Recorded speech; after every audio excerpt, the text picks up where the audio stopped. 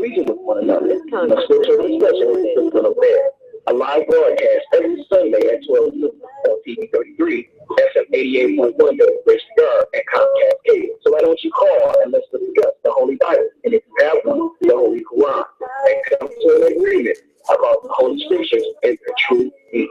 So tune in to a scriptural discussion with the Son of Man every Sunday at 12 noon, right here on TV 33, FM 88.1 WHPR, and Comcast Cable. You can call in live on the air at area code 313-868-4336, 868-0342, and 868-0351. Of course, the area code is 313. That's 313-868-4336, 868-0342, and 868-0351. And now let's go live with the scriptural discussion of the faith.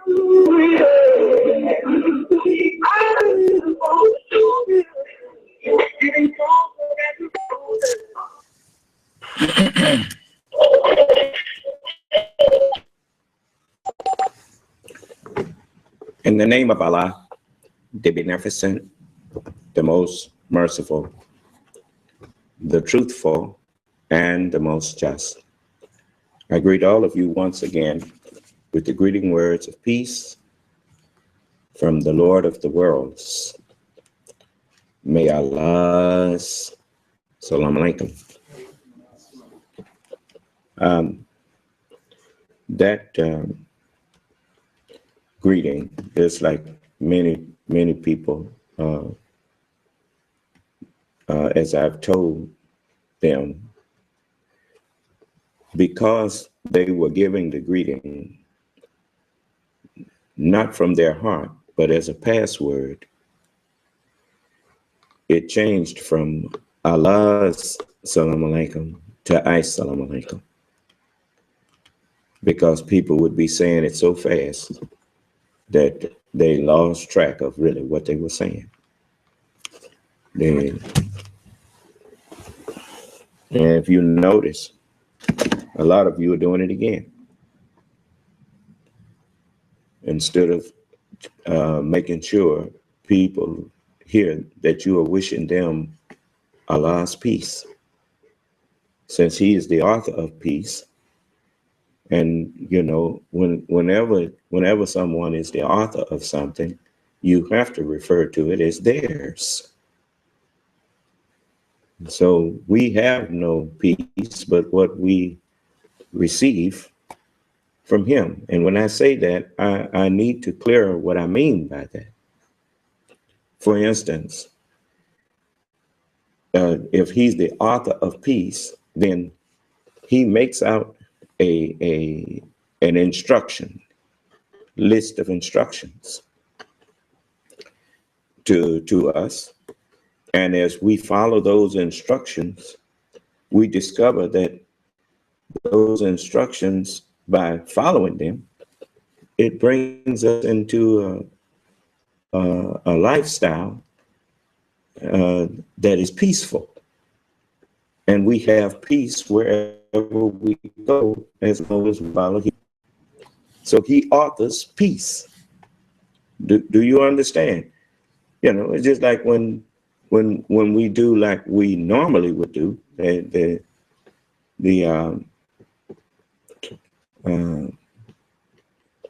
I'll show you an example. Remember the discussion I had with Mr. Terry Jones? And everybody's up in arms because he was going to burn a stack of Qurans. He may have went on with the burning, but if that had been a stack of, you know, the Holy Quran didn't come off of no press that is called Holy Press. It came off the same kind of press that Playboy is printed on, and that any other books are printed on. Do you understand? Okay. So if you went and bought you a stack of Playboy books and paid your money for them, and I don't care if they were editions that other people wish that they could have got, or you had a whole lot of them that ain't in print no more, whatever. and you decided you wanted to burn them up, whose business is that? Because it was yours. So as I told Mr. Jones, not only did I know he had the right if he wanted to burn those books, if that's what he wanted to do, but I also understood why he was doing it. So much out of hatred of that book, he probably never read that book. Don't know if he hated it or not, but he saw people who claimed to cherish that book burning American flags and chanting death to America. And so Mr. Jones said, I fix you. You love this book after this book. And he decided he'd go get a pile of them and told people to send him some Quran so he could set them on fire.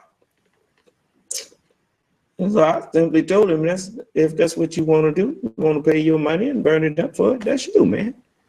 I mean, you haven't burnt up the Holy Quran. You only burnt up books with symbols in them that represent some of the doctrine that the Quran, which was a recital. That book is not a recital. That book is a record of what they say was recited. But the true Quran was Muhammad, just like the true gospel was Jesus. And that mind that Allah put in them, that part or portion, or as the scripture referred to it, as that measure of knowledge. A measure is a specific amount. You notice the Holy Quran has a specific amount, 114 chapters. The gospel is a specific amount. Matthew, Mark, Luke, John, the gospel according to Matthew, the gospel according to Mark, the gospel according to Luke, and the gospel according to John. That way it's in the mouth of 3 or more witnesses. Do you understand?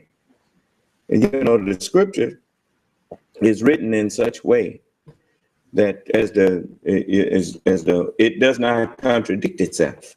It only contradicts itself in the minds of someone that does not understand it. But anyway, so Mr. Jones, as he and I began to talk, so when he understood that I did understand where he was coming from, I mean, we had a pretty pleasant conversation. And I reminded him, I think he told me he was a Christian. And I reminded him that in the doctrine that's in the Holy Bible, in which I believe, it does not say when people do you evil, return that to them. It says, as you would like men to do to you, do that also unto them. And so, if I'm angry at a person, and or I'm angry about something and I'm doing something, before you condemn my anger and condemn what I'm doing, don't you first think you should try to get some understanding what I'm angry about? Huh? Because maybe if you understood what I was angry about, you wouldn't so much as be trying to condemn me, but maybe trying to say, is it some kind of way we can assuage that anger and maybe between each other? You see, it's just like I've had people that claim to be Muslims, followers of the Honorable Elijah Muhammad. They make that claim, and they saw the flag, and that I have on my podium here, and that I have now made complete. They said, that nigga changed the flag, that nigga did this. And then you ask them, well, what does that symbolize? What does that represent? He said, I don't know and don't care. Well, that is the mind of a child.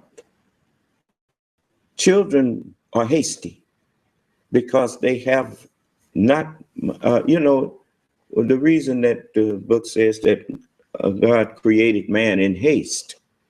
Well, that's how we come here, in a state of haste, because the brain that we have inside of us, it makes hasty or fast or quick and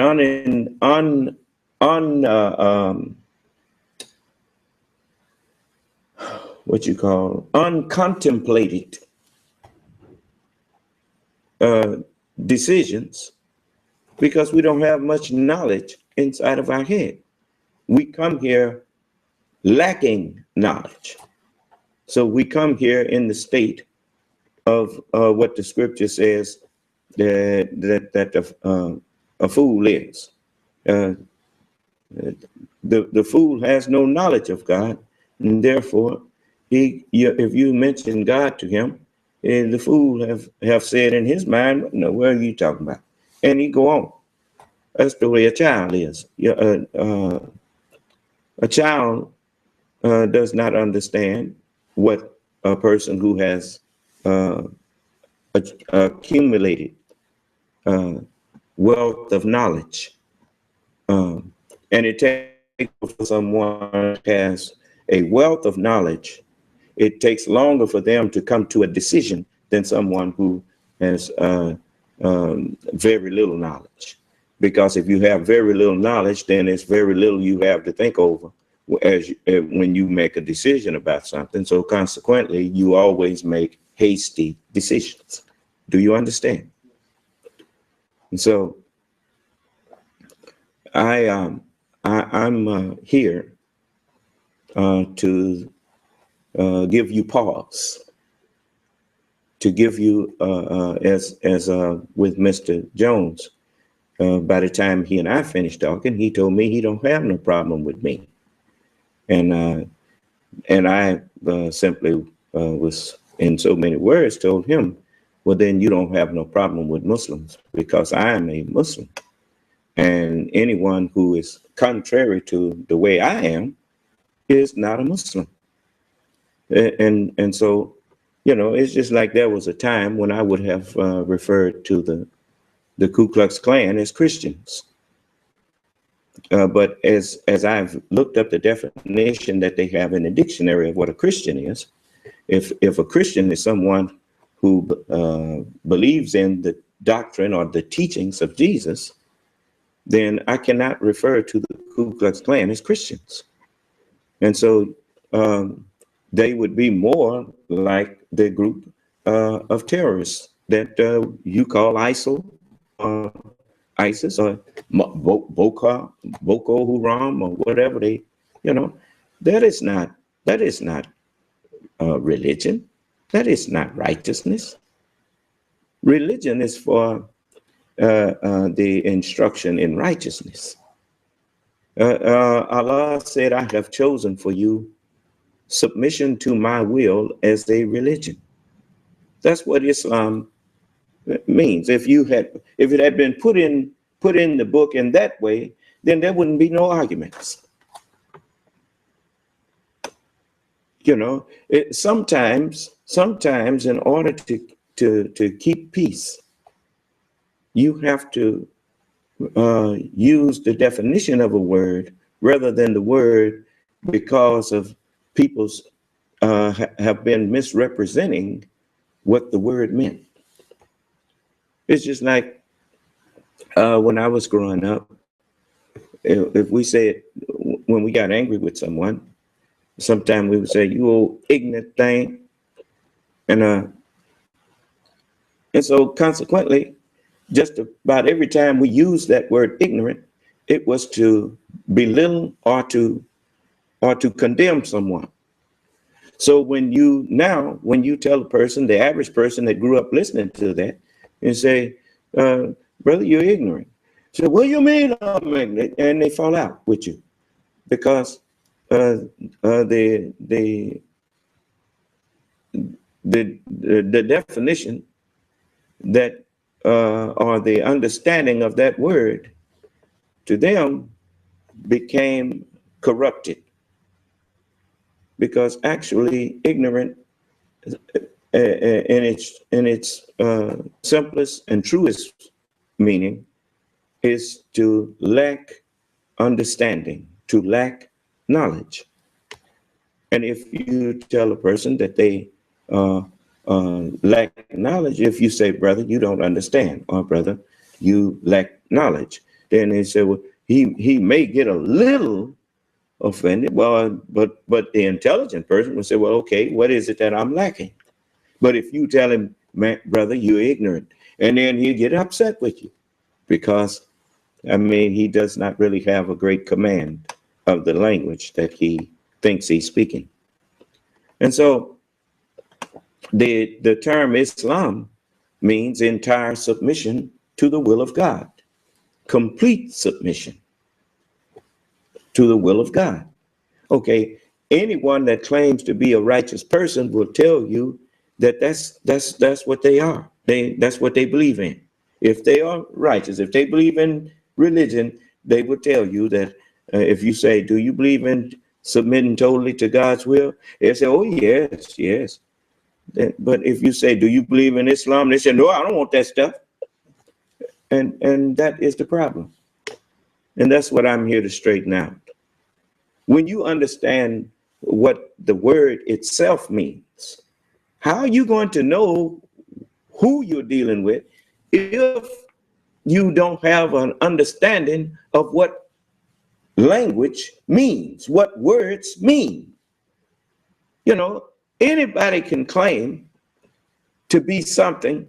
I tell you what, it's just like, you know why people were so angry with Quentin Tarantino? They was angry with him because he was giving up some light just in a few little words that shed, it condemned the right people and spared the wrong people. You see, do you know there are police officers? I remember when I was reading, I should say not reading, when I was looking at Serpico. It was a police officer in New York that was an honest police officer. And it was a lot of crooks on the police force. Matter of fact, around him was just a bunch of people in uniform that was taking graft and committing all kinds of crime and whatnot. And but he didn't want to do it. And a lot of the other police officers, at one while, he had even turned somebody in. And the rest of them set him up one day. And he went to knock on the door, whatever, and they shot him. He didn't die. And in the end, he, it's been so long since I saw it. But in the end, his actions brought about some reform in the among police. And I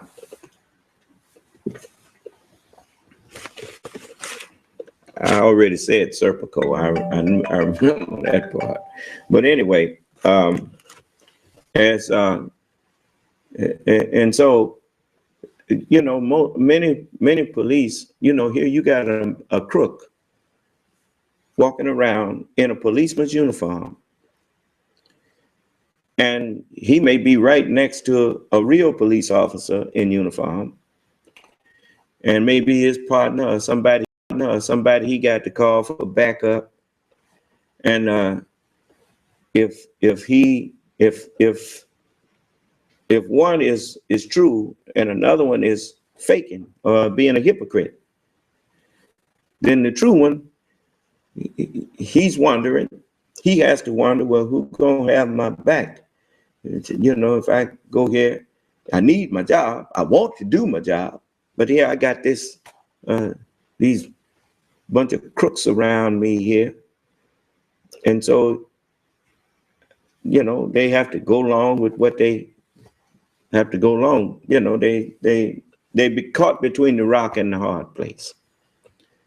But I say to you now that you are in a day and time where you don't have to fear the hypocrites. When you see a hypocrite, pull the cover off of him. Tell them, you through out here, you through putting my life in danger because you out here hooking and crooking and going on and messing over people. I'm not going to help you mess over the people. Matter of fact, you ain't got no business with that uniform on. And you know I mean what I say, because you know it's people would like to kill me for saying they not Muslims. I don't care. You can't kill me but once.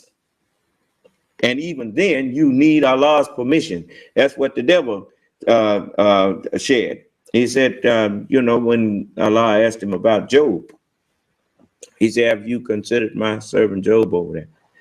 And in the end, he said, well, all that he has is in your power, but not his life. So, you and your devils can't do nothing to me that Allah ain't said you could do. And he said, you have no authority over me, and I'm proving that now. This is an open forum. And any of you that say that I'm lying, if I say that I'm the only Muslim on this planet, you heard me say that. And I can prove what I'm saying. I'm the one making Muslims. And if you're not submitting and following me, you're not a Muslim, because Allah commanded you to submit to me when I showed up, as he commanded all of his prophets and messengers. And he said to you, bow down with those who bow down. You can't get no holy angel, no holy prophet will help you against me. It says, when the Son of Man shall come in his glory and all the holy angels with him. If all the holy angels is with me, which one is that that's with you?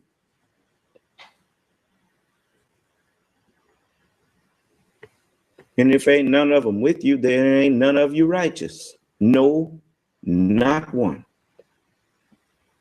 But I can make you righteous. I can give you that which will make you a righteous person. Righteousness is the gift of Almighty God. None of us have our own righteousness. When you have self-righteousness, that's what the book of Isaiah says, all our righteousnesses are as filthy rags.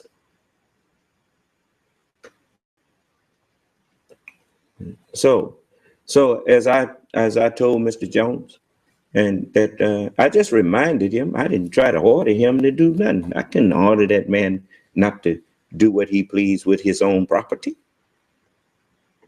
You look like a fool telling a man that he can't burn some books if he own them. He can do what he want with it. He can burn his house down if he want. Long as he ain't putting somebody else in danger from doing that, that's his business.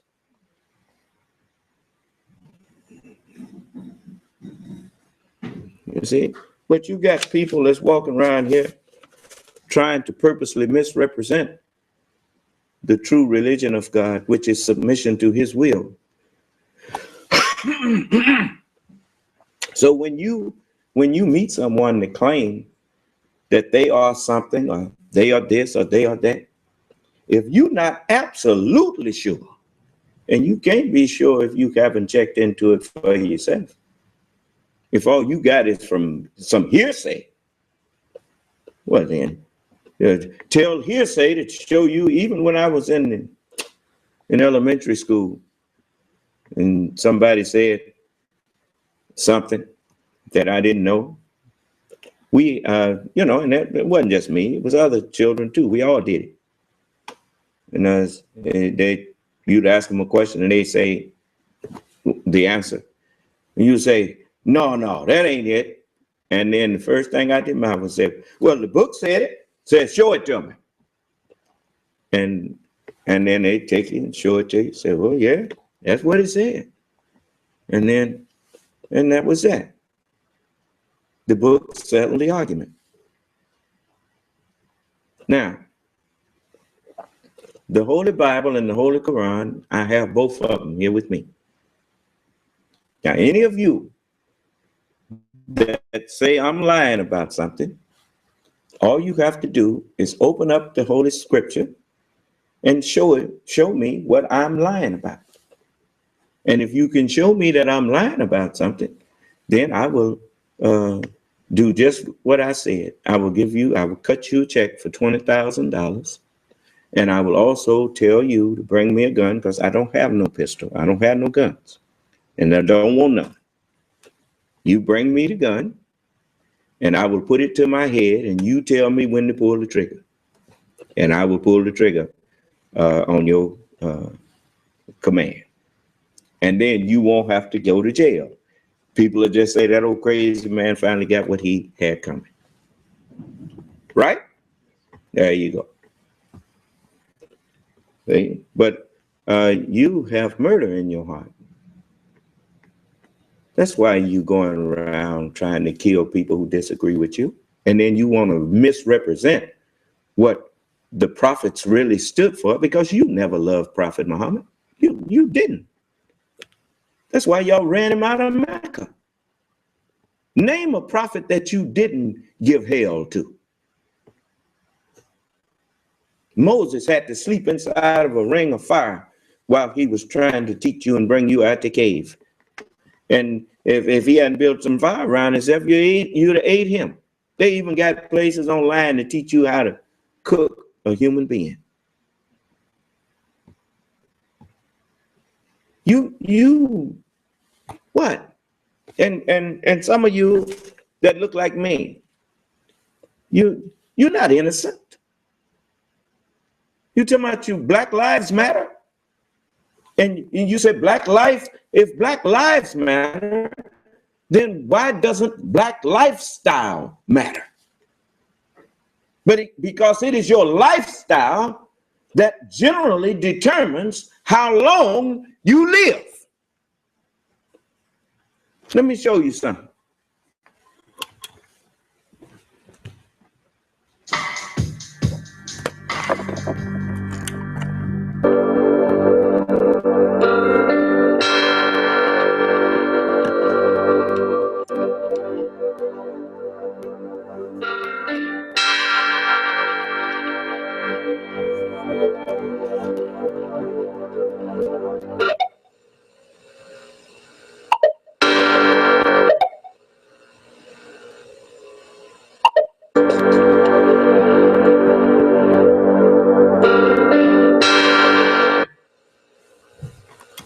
I just thought about it. Maybe you can't read what's there. So it says, in the densely populated housing projects of Brownsville, Brooklyn, an underground female fight club exists.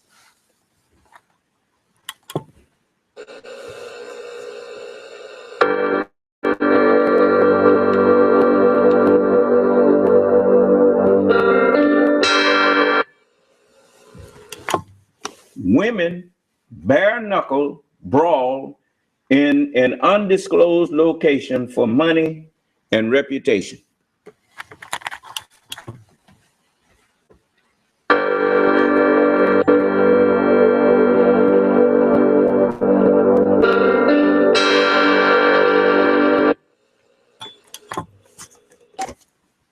No biting, scratching, hair pulling, and no weapons.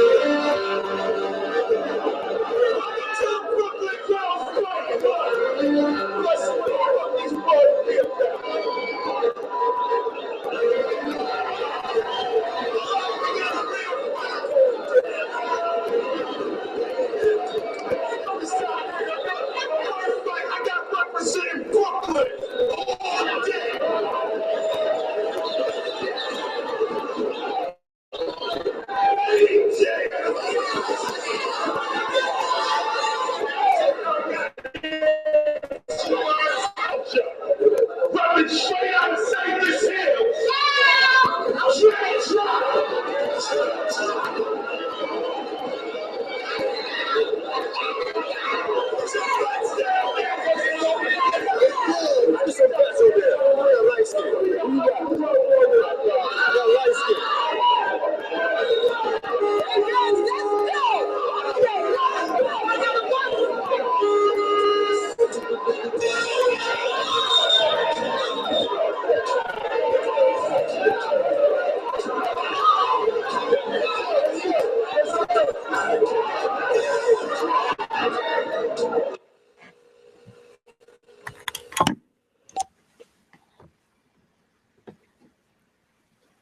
And you say Black Lives Matter. Brother, that's what you want to make out your woman. That's why you don't want to accept and follow me. That's why you sisters, that's what you would prefer, huh?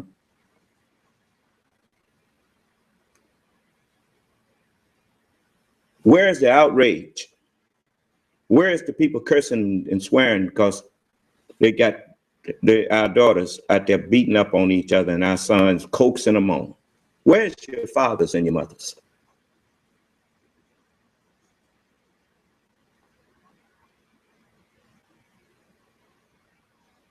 You're a nation full of hypocrites, man. And yet you call the Department of Human Services on me because I want to raise my daughter properly? What they need to come out here for me for? Why they ain't going after that?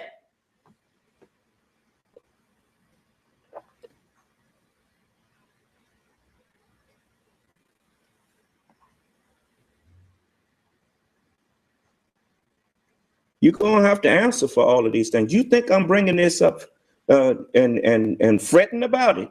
No, I'm not fretting over anything you did to me. I'm trying to show you why what is about to happen to you is justified.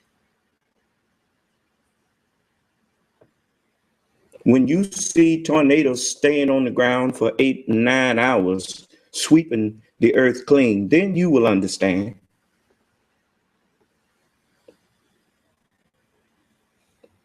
When whole cities begin to be swallowed up by earthquakes and the earth opening up and then closing back up on them, then you will understand.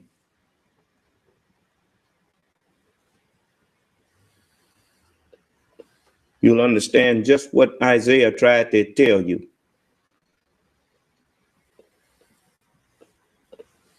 I mean, you go on, keep on with your low down and dirty ways.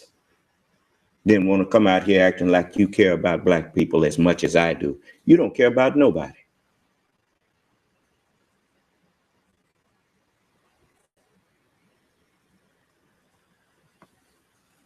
Standing around watching your beautiful sisters and brothers and mothers and daughters out there doing like if somebody need to be put away, yeah, I mean, you care more about a man fighting dogs than you do people putting your daughters out there.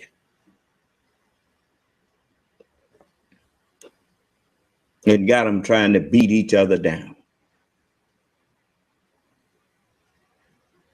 It remind me of Django. Huh? But only you doing it now. I told you ain't nothing but the white man in black skin. That's all you are. You pick up all of their bad ways and none of their good ways.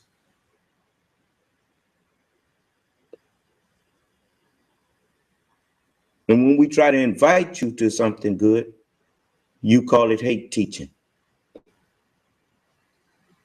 I don't hear nobody say when Chinese people try to keep China for themselves, I don't hear nobody accuse them of teaching hatred. And Japanese people wanting a country of their own, don't nobody accuse them of teaching hatred. But the black man in America has never had a square inch of land that he actually and absolutely controlled. We have never been free. And even to this day, because we don't know no better, people tell us we're free. Yeah, free to maim and beat up each other. Free to do this. Yeah, we free to do this.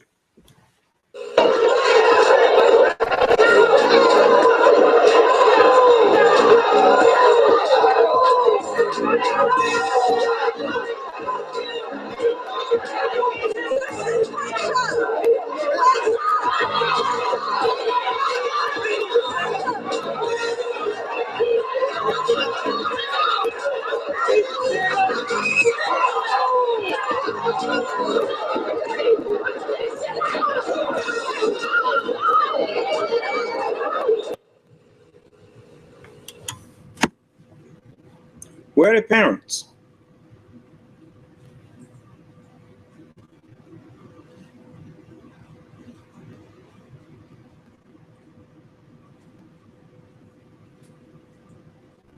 We got enough dirt going on in our own house to be concerned about.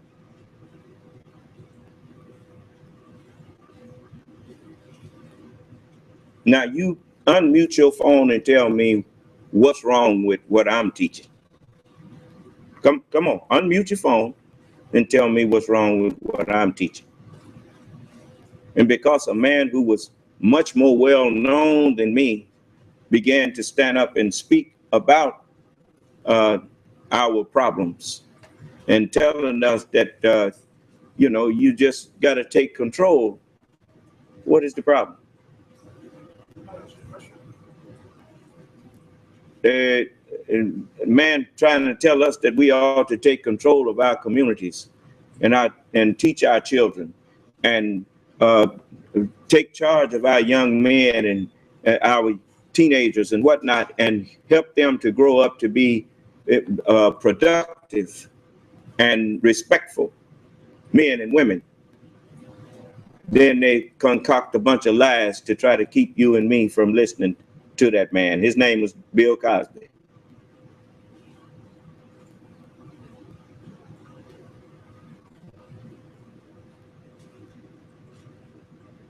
You sit up, and because he was telling you right, just like when they was cursing me out about my baby. It was a lot of black people on there cussing and swearing at me about that. I noticed you cussing and swearing and egging them on to beat each other.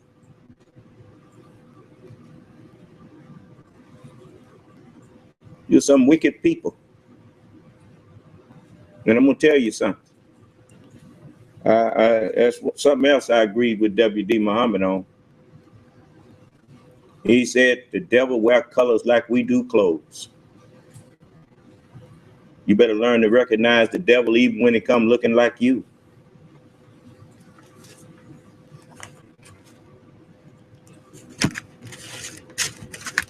You don't run that game on me. Not no more.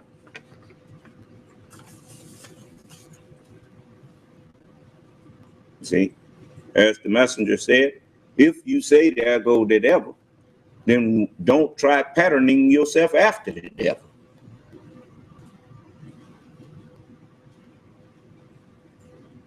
So I don't pattern myself after the Caucasian civilization and their way of life, because I see what's wrong with it and I can give them healing if they want it. If they don't want to let me heal them, well, that's not my responsibility to try to force myself on people that don't want me. I'm not trying to force myself on anyone. You don't like what I'm saying? You can turn. You can hang up. But I'm certainly not. I'm not going to tell nobody to come do nothing to you. Ain't nobody coming and do nothing to you. No. Allah is sufficient. this air we breathe, the rain, the water we drink, all of these things, that's a part of us. I mean, you know, air and water and all that, that's part of us already. You know, as they say, people who live in glass houses should not throw no stones. You know, but you turning down the salvation that's looking you face to face. It says we shall root out whatever of rancor is in their breasts as brethren on raised couches. Yeah, that's what my brain is here.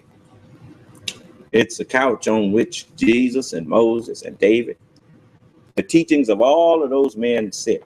And before you say I'm lying, Jesus told you that. Jesus said in the 12th chapter of the book of John, so just turn to it.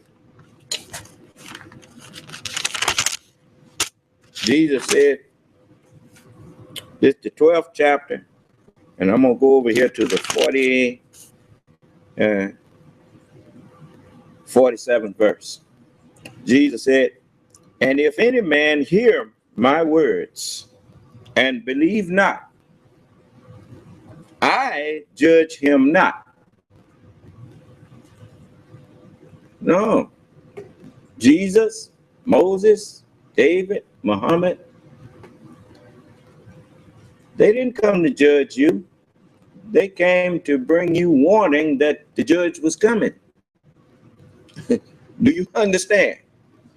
He said, if any man hear my words and believe not, I judge him not. For I came not to judge the world, but to save the world. He that rejecteth me and receiveth not my words hath one that judgeth him. The word that I have spoken, the same shall judge him in the last day. Jesus said the word that he spoke to you gonna judge you. And the word was made flesh and dwelt among men, among us. Well, who was the word made flesh in?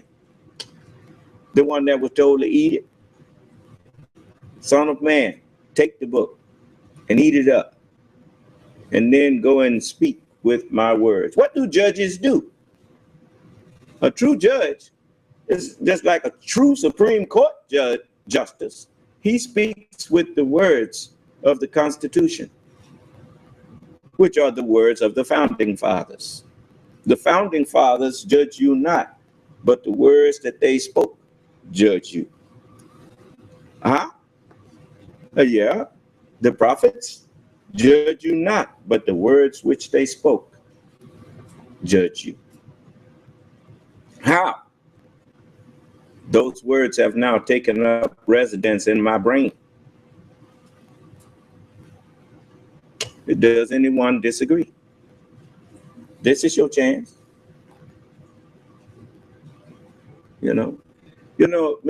The people in this world, they think because they don't accept something that's a disagreement. A disagreement is not rejection. Disagreement is the cause for rejection. And so when you say I reject that, then the next thing we want to know is, what is your disagreement? What is the cause that makes you reject this? Because what? I'm waiting.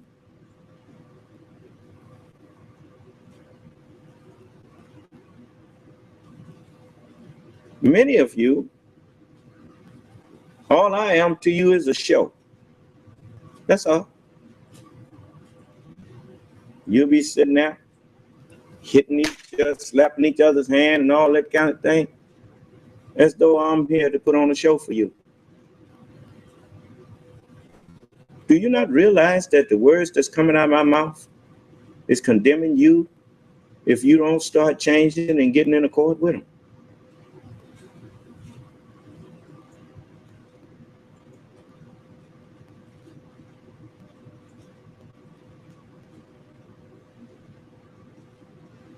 The word of God is not a joke. Your world is a joke. Even your poets told you. The life of this world is a tale told by an idiot, full of sound and fury, signifying nothing. 50,000 people go and watch a football game. I think, what was it, Army Navy was on yesterday or whatever. 50,000 or more people sit down for a few hours and be hoorahing and hollering and screaming, accomplishing absolutely nothing.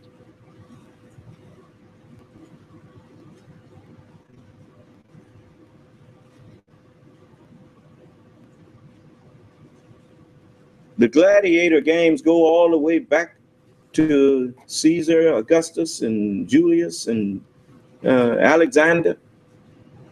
Those gladiator games go way back, the Olympic Games, and you still got it.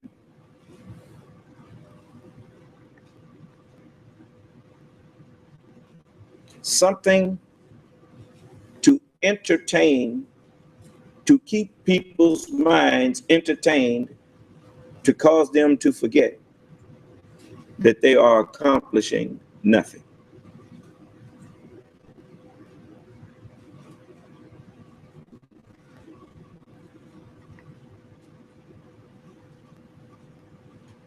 And you can get angry with me all you want.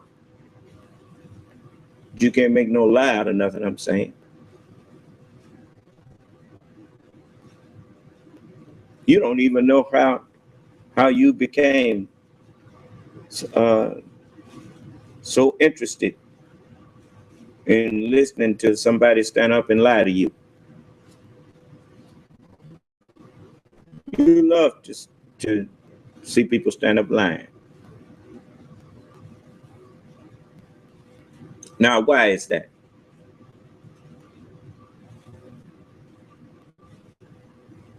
I mean, it does not take a rocket scientist to know that if you got a man calling himself a Baptist and another man calling himself a Methodist and another man calling himself an Episcopalian and another one calling himself a Seventh-day Adventist and another one calling himself a Catholic and another one calling himself a Scientologist and another one calling himself a Jehovah's Witness and another one calling himself a Hindu and another one calling himself a Sikh and another one calling himself a Buddhist and another one calling himself a Confucius.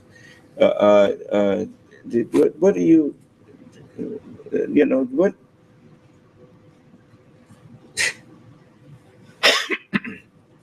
How can you not know if all of you believe and concede that there's only one God? Well, maybe not the Hindu because he got lots of them. But if all of you concede that you have, now understand something. I know some of the root, I can look at things and Allah have made me to be able to understand the root of what that thing sprung from. It's just like the belief in more than one God. Well, that belief has its roots in some what you might call some reality. You know, when you say that the God of rain, the God of wind, the God of thunder, the God of, well, when you really understand that God is a mind, well, the world is full of different minds, hence different gods. That's what that's where that came from. Do you understand? And But actually, the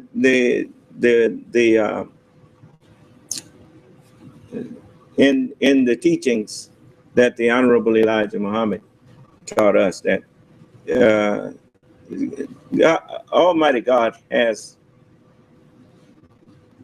many names or many attributes, but there are 100 that compose uh, that are major and have branches off of them. But 100, he's the beneficent, he's the merciful, he's the compassionate.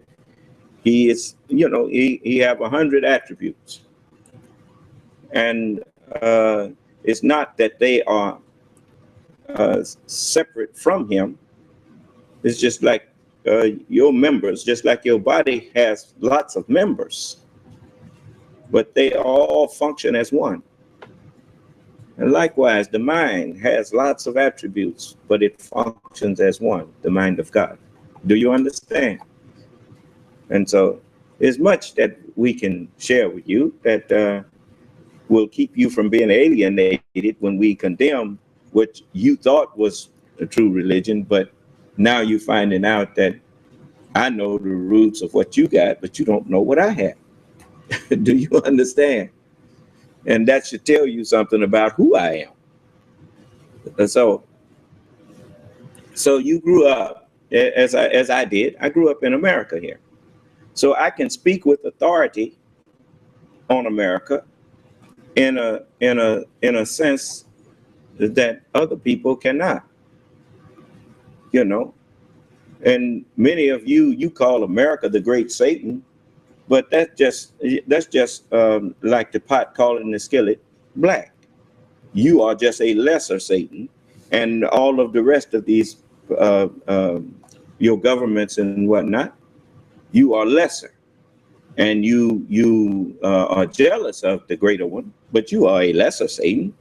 You notice people are fleeing from other places that calling America Satan, but people are fleeing to this greater nation from a lesser wicked nation, from a wicked nation that is, when I say lesser, I mean less civilized. I don't mean less wicked, I mean less civilized. Do you understand? Because in America, man, ain't no way that you would get out in the public and do a video and chopping off somebody's head. They come get you. Huh? I don't care how much that person may have deserved it. You will not get out in the public and do no mess like that. We'll put you somewhere and put you on trial, and next thing you know, you may be the one that's getting what you was. And even that, no one would practice that type of barbarism in this country. You see, and so when you look at the way people, anytime you have a country, that's why I don't understand Mr. Trump talking about making America great again. When did America stop being great?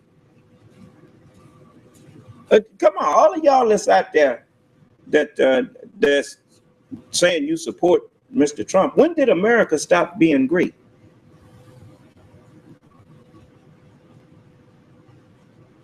I still see people trying to fight their way here. I still see people trying to get here by hook or crook. And most of them, not because they want to blow somebody up, but because they want to, for the first time, feel what it like, feel and see what it's like to be able to just speak your mind without fearing that somebody gonna kill you.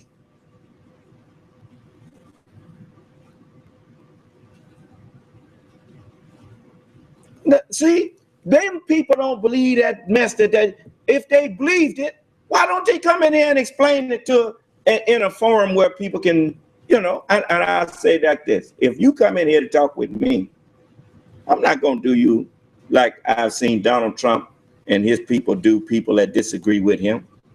The minute somebody starts saying something to disagree with him, they say Trump, Trump, Trump, Trump. But why you want to drown them out? What are you afraid of that they got to say? I'm not afraid of anything that somebody want to say to me, because I'm really being truthful with you. If I'm not saying something that is true, then I'm going to thank you if you pointed out, and I can bear witness that you pointed out that something that you just said there, son of man, that ain't quite accurate. This is what that is. I don't get upset when something is not accurate. I know the difference between making a mistake and telling a lie.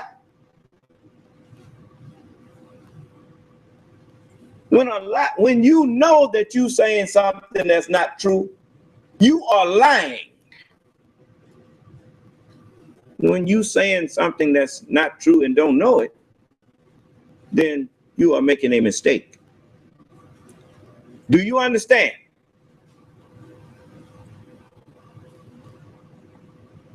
But you can always trace, that's why the book says that there's the devil, and then there's those whom the devil deceived.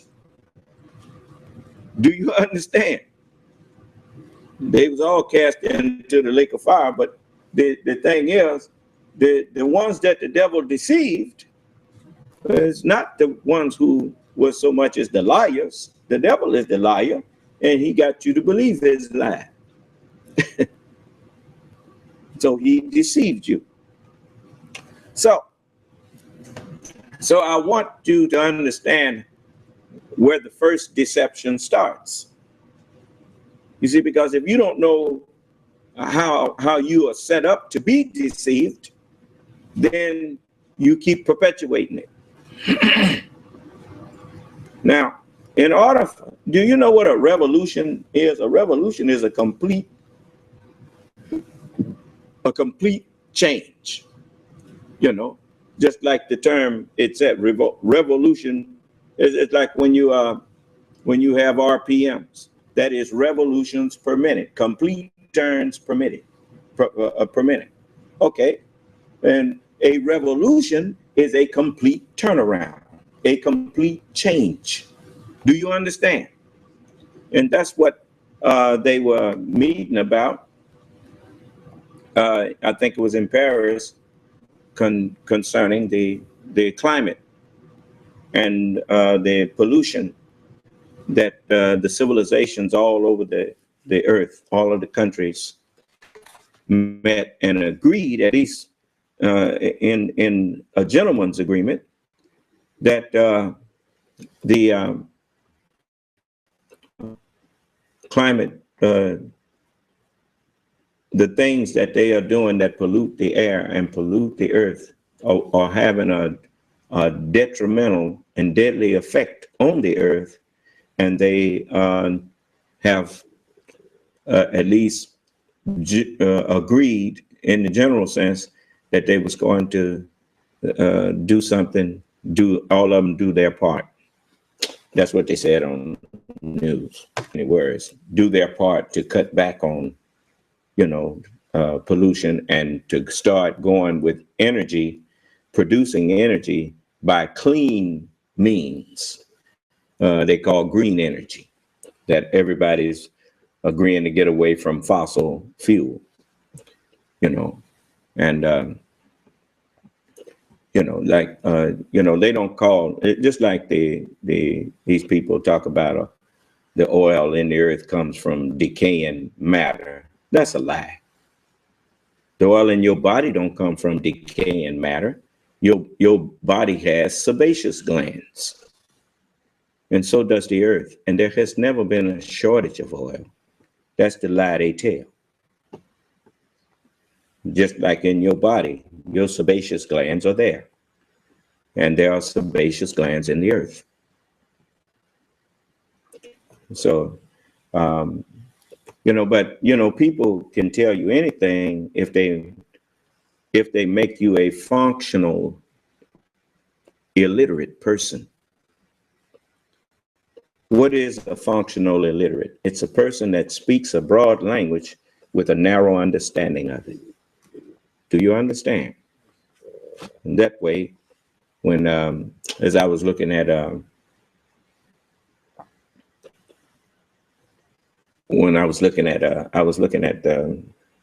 you know, I like to look at sci-fi sometimes.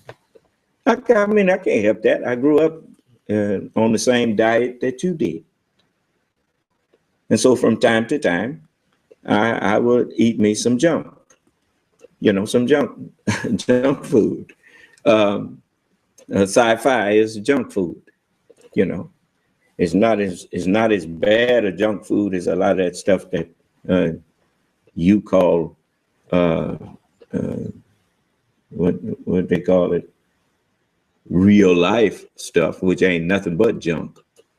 But you know, at least there's some truth in their fiction on sci-fi. That's why it's called science fiction, you know. And so anyway, it was the G.I. Joe Retaliation. That was the name of it. And I was looking at it, and the at the beginning of it, this little one of the Joes, which was a woman, she had a little fancy camera that didn't look like a camera. It was some instrument or whatnot. And the young man that she was talking to said, when did we get that? And she said, we didn't. We did. Proving my point. You know, we don't always mean that the person that you're talking to is included. Assalamu alaikum, son of man. Wa alaikum assalam. I would like to also ask you a question about what's your thoughts toward Justice Scalia and the words he spoke about black people being not smart enough to attend Ivy League #1 academic schools. And well, look, what I would do, when it comes time, brother, we'll go to that. Right now, I'm talking about something else. Thank you. Assalamu alaikum. Wa alaikum assalam. Peace. So when when you know, when I heard that, I said, yeah. I said, now they bearing witness that I'm telling you, you know, that you know, that person that she was talking to, she schooled him a little bit by telling him, we didn't get this. We did. Just like that. And you know, and letting them know you're not part of that we. We don't always mean that you in on it just because someone says we are going to do this. And you have to know when we applies to you and when it does not. Do you understand? That's what goes on when you have language, when you have language skills. You know, linguistic skill does not mean that you can, you know, it does not only mean that you have a good repertoire of saying all types of fancy words. The greatest linguistic skills is knowing the meaning of the sentences and paragraphs that you hear come out of people's mouth when they're speaking to you, or when you're reading. You should be able to grasp the applicable understanding of what you just heard or what you just read, because the same word has multiple meanings. So to make you a functional illiterate person, then this is what was done to black people. I don't know what was done to white people, but from what it used to be, they used to educate their people. Now they do to their people what they, and when I say they, I'm talking about those who have weaseled their way into government and is now trying to destroy America from within. And you should be very mindful of people who look like you. All of us should. I've learned that lesson. I'm not telling you to walk around suspicious of everybody. I'm simply telling you, stop refusing to see what's right in front of you.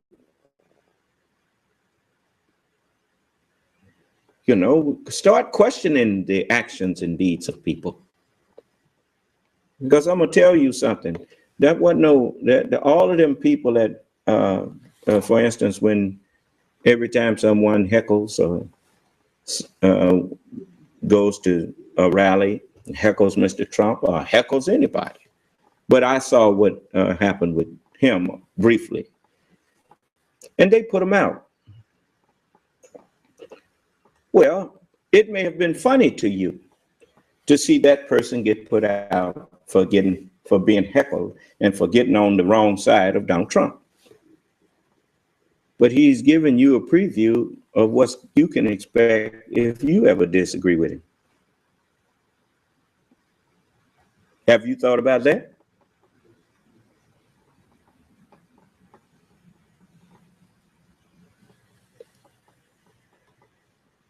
Tyranny only looks good when it ain't happening to you.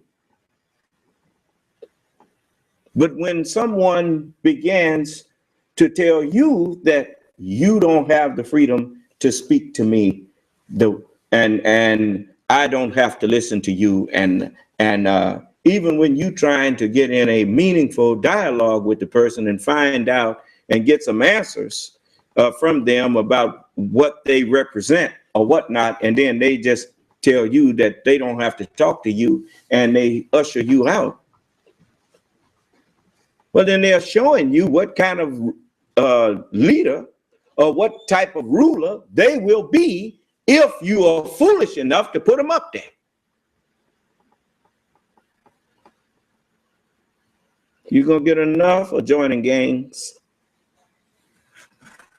because anybody that will gang up, if they will help you gang up on somebody that they don't like, if they ever decide that they don't like you, they're going to gang up on you.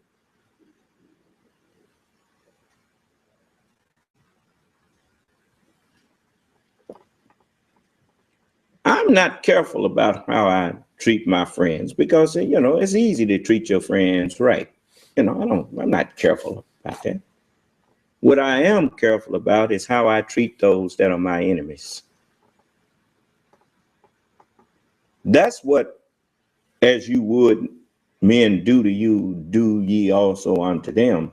That's when you get a chance to really see if you believe in that.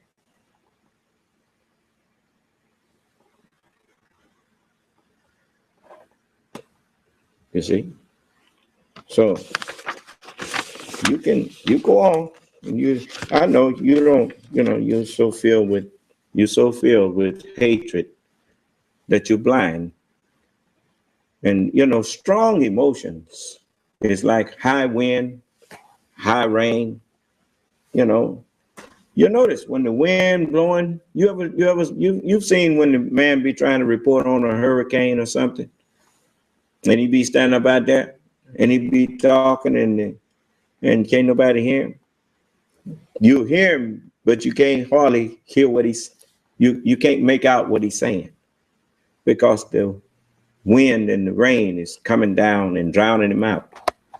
Likewise, hatred and love are very strong emotions, and both of them have a danger of clouding your vision and dulling your hearing. You see? So, you need to, when you're trying to make judgments about things, you need to be not in a high emotional state. You need to be in a calm and collected state, lest you make a judgment that you later on be sorry that you did. You see, I was looking at the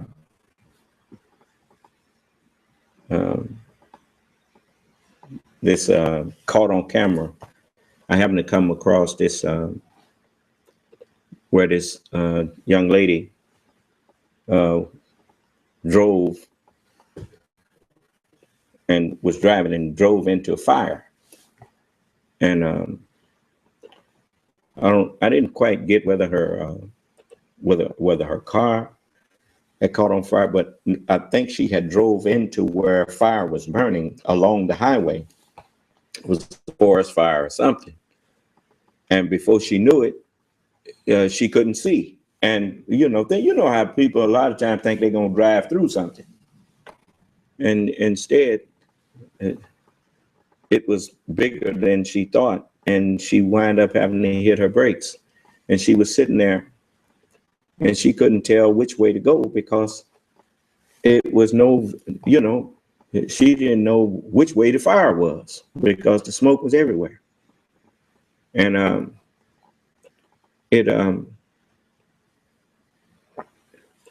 what happened was she started screaming and hollering for help. And some young men, she was a Caucasian, and some young Caucasians, they heard the screams, but they could not, they couldn't see either.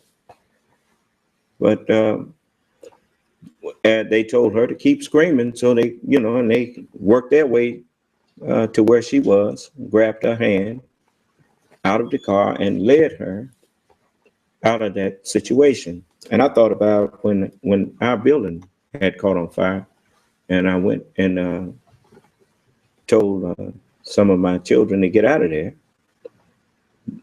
The little one got out and asked, "Which way do we go?" Because you couldn't see.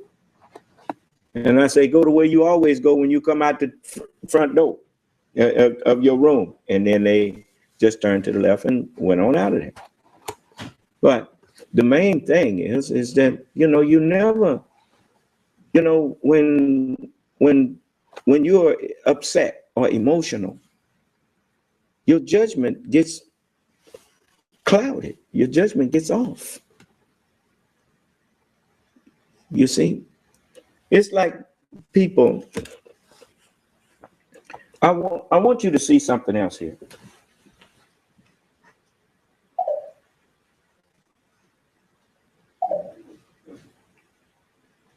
Now, as I was telling you, people say a whole lot of things. And, I was listening to President Obama when he was saying that, look, tough, matter of fact, well, my machine went off. I guess I left it too long. But as President Obama was speaking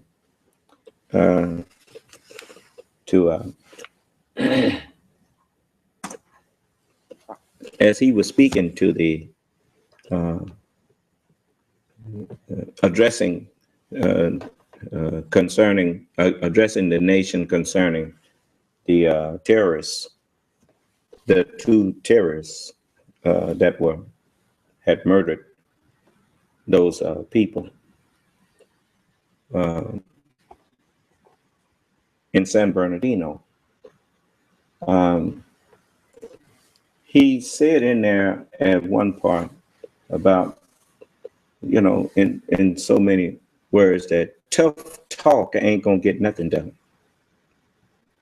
And I understood what he meant, because we learned a long time ago that as I was growing up, he said that dog that'll bark, that ain't the one you got to worry about. It's the one that ain't gonna bark. He'll get you. Do you understand? You watch a dog when he really gets something, he ain't gonna do no bunch of barking about it. He just gets you. And so I don't hold with throwing threats out to people. You know, if you bout something, if you have a what you may call a bone to pick with me, that's why I always invite people to have civilized dialogue with me or whatnot. So I don't like carrying around stuff. You know, I like to be at peace with people. So, and the only way to do that is that if somebody thinks that you wronged them, if a person thinks you wronged them, then, and they are willing to tell you, you owe it to yourself to listen to them and try to make it right. That is, if you consider yourself a just person. Because when people wrong you, don't you appreciate the opportunity to confront them about it? Huh? Well, okay. Then give people the same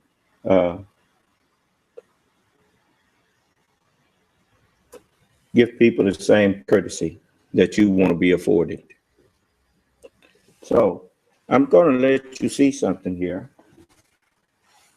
And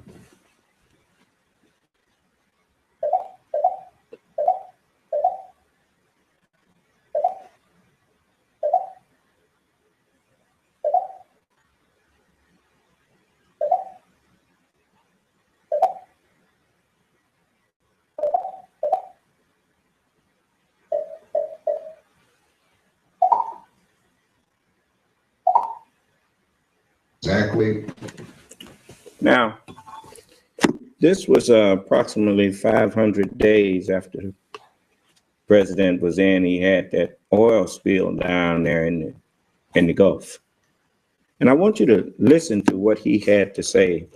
You know, you can always tell if a person is truthful with you or if they've been fronting, if they've been acting or they've been real. You need to, the messenger told me, he said, history is the best rewarder of all research. If you want to know if a person is being truthful with you in the present, then you need to go back to their past and see if they are in tune with their own self, if they're true to their own self, right? Okay, so I want you to listen to this interview that Larry King had with President Obama during that oil spill.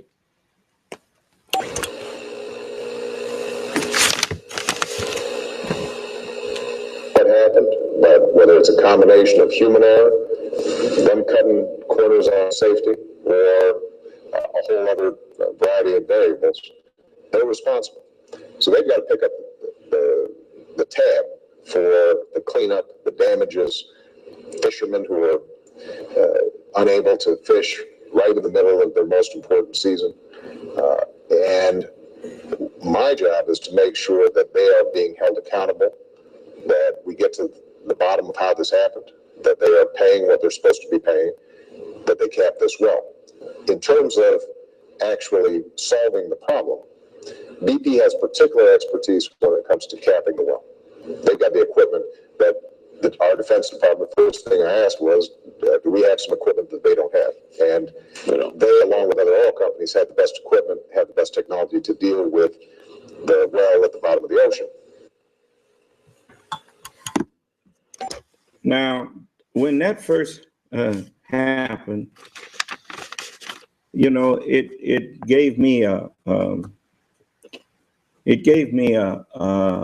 feel of or it set my mind kind of at ease about his ability to lead.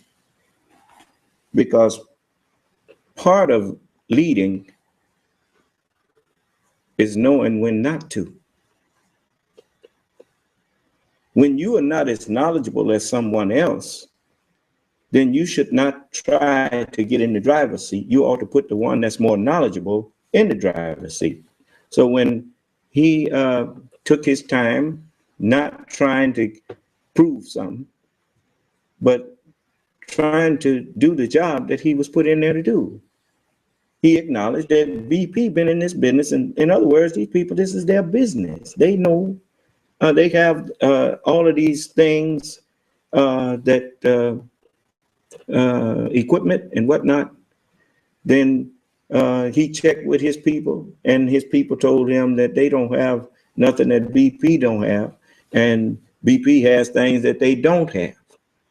So they, instead of trying to take the reins, they took a backup role to make sure that, and an oversight role to make sure that BP wasn't dragging their feet, which is what he was supposed to do. And if it wasn't done, how come you ain't heard Governor Jindal or none of them talking about that the Obama administration didn't keep their word? They kept their word. They did what they were supposed to do, and the silence on that issue is proof of it. But he ain't done nothing, right? Okay, now listen to this.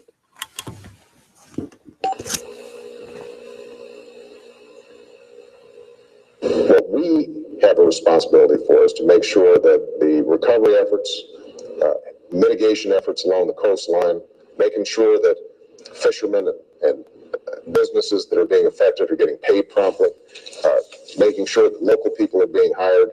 All those efforts are ones where we can do it better.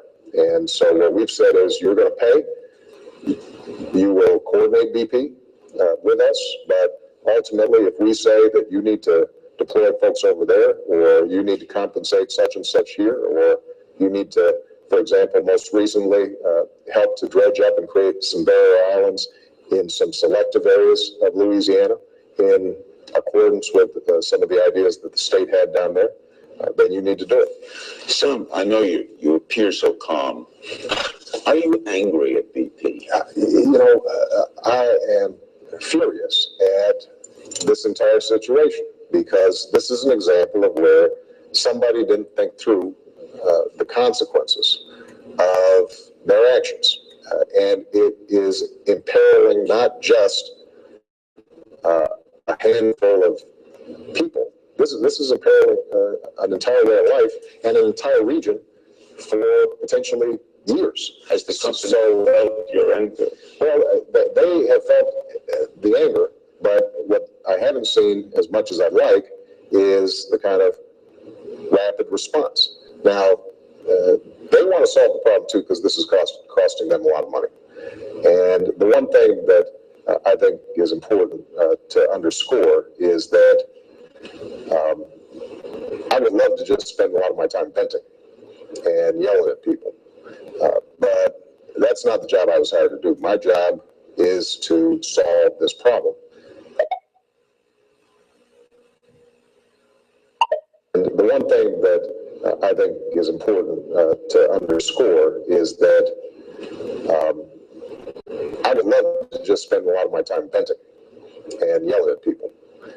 But that's not the job I was hired to do. My job is to solve this problem.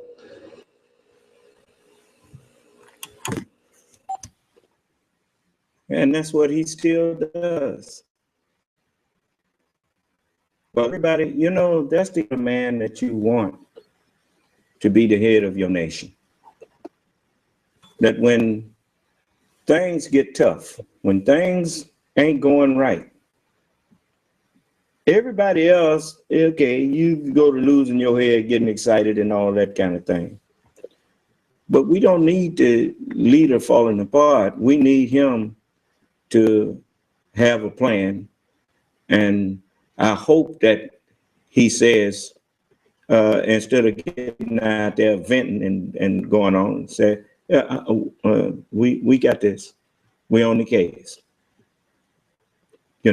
And this is exactly, basically, what he has been doing. I mean, he got a history of doing it. Let me show you something else.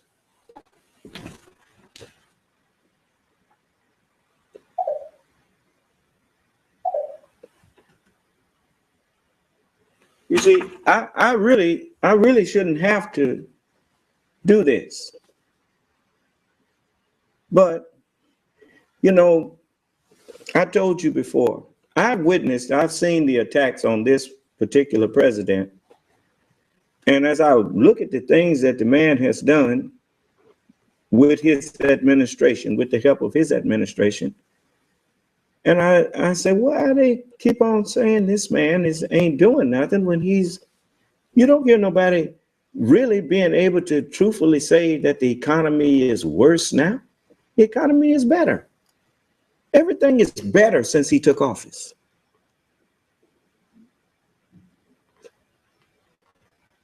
So why are they condemning him? It's because his skin is black. That's the reason. And that's why I have to speak up. So I want to let you see something else.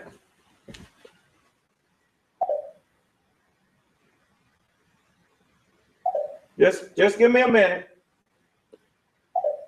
I gotta find it.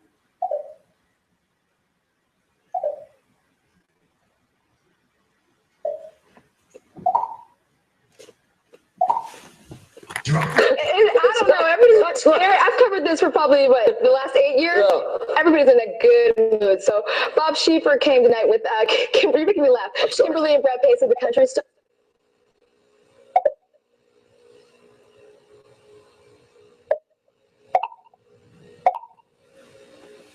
Watch out. Last year, President Obama took this jab at his critics with this swipe at Senate Minority Leader Mitch McConnell. Some folks still don't think I spend enough time with Congress. Why don't you get a drink with Mitch McConnell, they ask. Really? Why don't you get a drink with Mitch McConnell?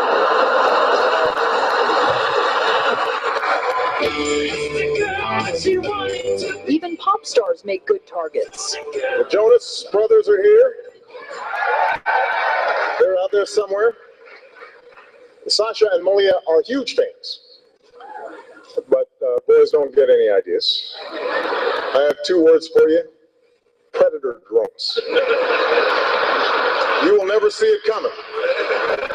You think I'm joking? But just how far can a president go? John Favreau is President Obama's former chief speechwriter.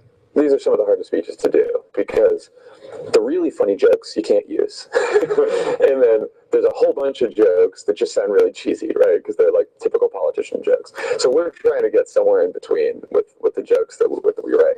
It's generally safe for a president to take aim at himself. The state of Hawaii released my official long-form birth certificate.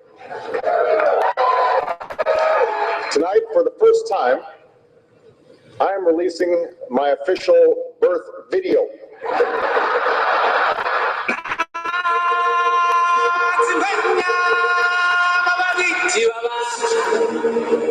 We came up with that. It had been right around the controversy over the birth certificate when it was flown in, and Trump was making all those crazy accusations. In preparation for the dinner, there's an all-call for jokes at the White House. The speechwriters at the White House reach out to the funniest people we know outside the White House, and we ask everyone for jokes, and we try to come up with jokes ourselves. Usually we just sit in the Oval with him, and he reads the jokes out loud. And as he's doing that, he makes edits. He throws in some lines himself, comes up with some jokes on his own. In an election year, this podium can be a political weapon. It's great to be here this evening in the vast, magnificent Hilton Ballroom, or what Mitt Romney would call a little fixer-upper. World events often intersect with the president's jokes. Take this one in 2011. Tim Pawlenty. He seems all-American, but if you heard his real middle name, Tim Hosney Pawlenty. What a shame. He was initially going to say Tim Osama Pawlenty, but right before the dinner, he changed his mind. We walk in and we go for the jokes with the president, and he looks at them all and he says, you know, these are great jokes, like them all. There's one punchline that I would change. I think the line's been played out, and we don't need to talk about him. Played out? Not exactly. He was about to become big news. Bin Laden is dead. The United States has the body. I had no idea why until the next day when I find out that the general the president was talking to was, he was giving the orders to... So as you see, the president wasn't walking around with a big chip on his shoulder and talking tough. Why are you blaming? He was just, hey, What? now what is it that you want to say?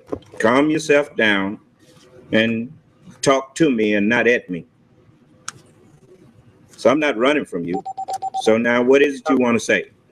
Talk into the phone so we can all hear you. You hear me? Speak up. Can you hear me now? Yes. Okay. Now I can hear you. My issue is, why is it that when it comes to black folks, it's like you use an excuse for black people. Black people put themselves in this position. What do you mean I use the excuse for black? Just a moment. Just a moment. Just a moment. Man's issues. Hey. Now, if you want to talk to me, you talk to me. Now, what do you mean? What do you mean that And you treat me like I ain't no good. What do you mean that I'm making excuses for black people? Because I hear you all the time saying this is the reason why the black man is the way he is. I understand it, but now we're in a new opportunity. What are you talking about? I haven't, that has nothing to do. But they don't choose to. That's not what we're talking about now. Who sent you? What are you in here for? Why are you in here? Because you are talking about something that has nothing to do with me, nor anything that I'm teaching. I've been in your class for almost a year and you disrespect me and I'm one of your students. No, you're not no student of mine talking to me like that. No, sir. I'll tell you what then, I'll leave your class and I'll go. Okay, well, I'm not begging you to stay in here, brother. I know you're not. So if you don't want to conduct yourself in a civilized way and have a conversation with me that's meaningful, then don't. All I'm saying, son of man, is that black folks have every opportunity. If black folks will stop killing up each other. Well, look, I don't know where you've been. That's what happens when you get into class late. You should have got here on time. And if you had got here on time, you wouldn't even unmuted your phone. Now, don't come to my class late. If you wanna learn from me, then you come to class on time. Otherwise, don't show up, because I just showed something that contradicts what you was talking about when I first started this class today.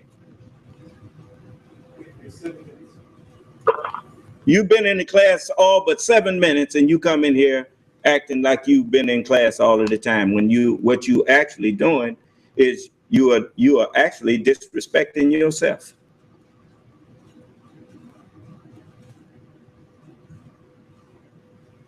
So now use your phone back, and you next time, before you decide that you're going to come in and call yourself chastising me on my position concerning black people or whatnot, you need to first get to class on time. Now that's the first thing you need to do. Because if what you were saying was true, then I wouldn't blame you. But it's not true. It is. I don't uphold nobody in the wrong, especially my people. So, you go back. I tell you what you do. You go back and listen to this class today from the beginning. Then you come back in here and I expect you to apologize. Now let's get back to what I was showing you.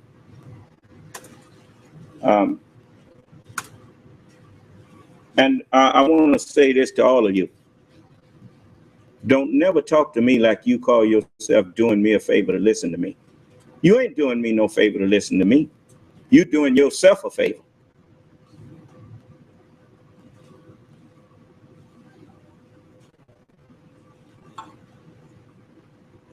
Now, let me pull this up, and I want you to hear this, because it's timely.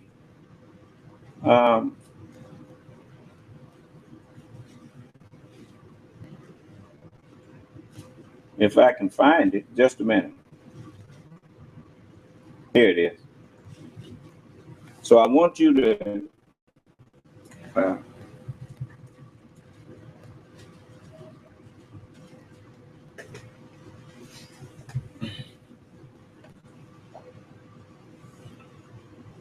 now this is the president's address. If it come up, we'll see.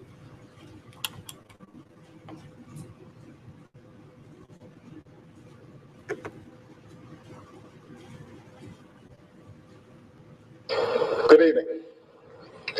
On Wednesday, 14 Americans were killed as they came together to celebrate the holidays. They were taken from family and friends who loved them deeply. They were white and black, Latino and Asian, immigrants and American born, moms and dads, daughters and sons. Each of them served their fellow citizens, and all of them were part of our American family. Tonight I want to talk with you about this tragedy, the broader threat of terrorism, and how we can keep our country safe. The FBI is still gathering the facts about what happened in San Bernardino, but here's what we know. The victims were brutally murdered and injured by one of their co-workers and his wife. So far, we have no evidence that the killers were directed by a terrorist organization overseas, or that they were part of a broader conspiracy here at home.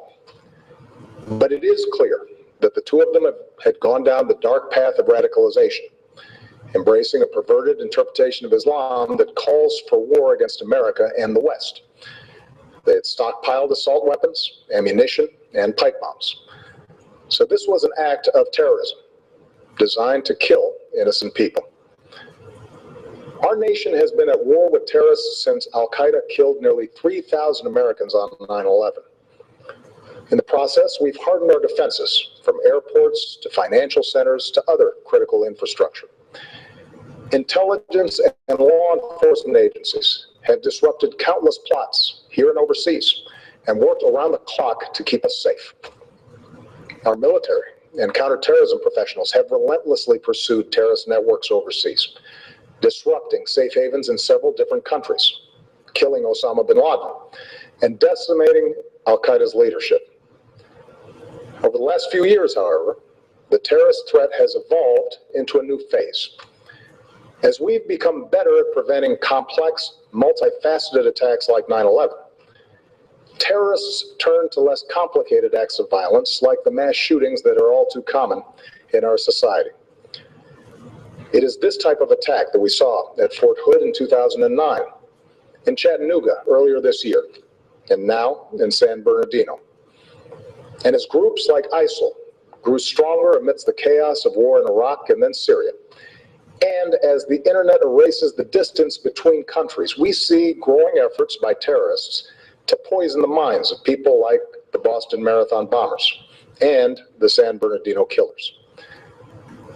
For 7 years, I have confronted this evolving threat each and every morning in my intelligence briefing.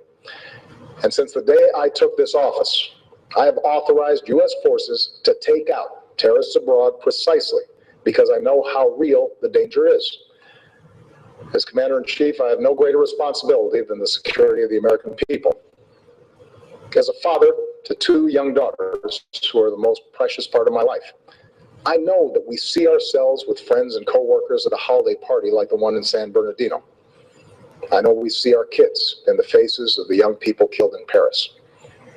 And I know that after so much war, many Americans are asking whether we are confronted by a cancer that has no immediate cure. Well, here's what, after so much war, Many Americans are asking whether we are confronted by a cancer that has no immediate cure. I want to remind you that they misquoted him in the news media, saying that we are confronted by a cancer that has no immediate cure. He didn't say that. He said that many Americans are asking, are we confronted by a cancer that has no immediate cure? Huh? Yes. Mm-hmm. She says America was never great.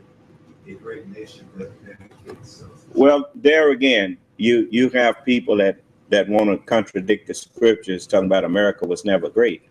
Well, the scripture refers to her as Babylon the Great.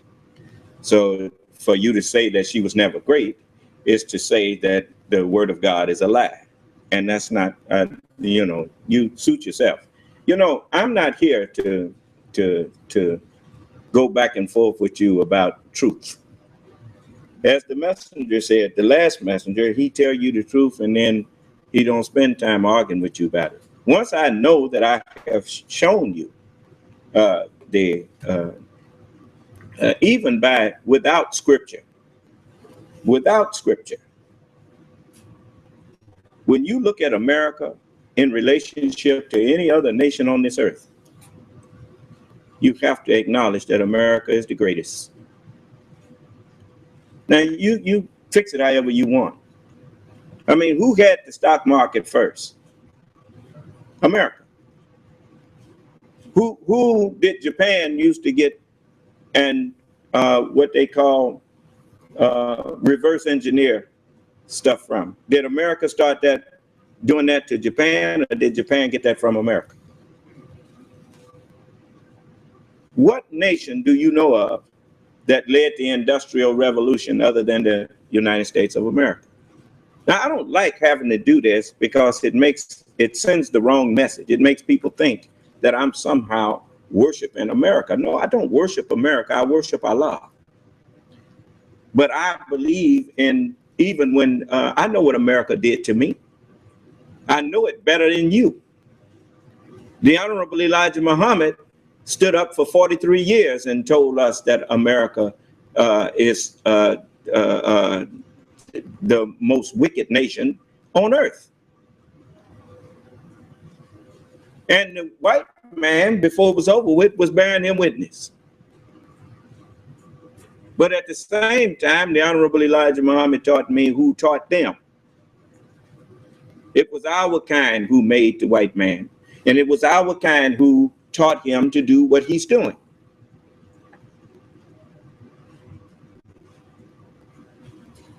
Now, sitting up there talking about, you just filibustering. And, it's just like when they accused President Obama. Now you trying to, not President Obama, accused Minister Farrakhan of calling Hitler great. And they knew he didn't mean Hitler was great in the sense of being good. But they know that he meant Hitler was great in that he commanded great power. He commanded a lot of an army that almost conquered the world.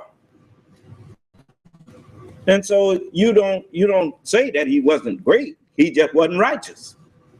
And that's what Minister Farrakhan told him. Now here you want to come and do that reverse thing with me? Don't try that small time stuff with me. You're a loser in both cases. Whether I use the Holy Scripture or whether I use this terminology. Was Alexander great? Alexander of Macedonia, was he great?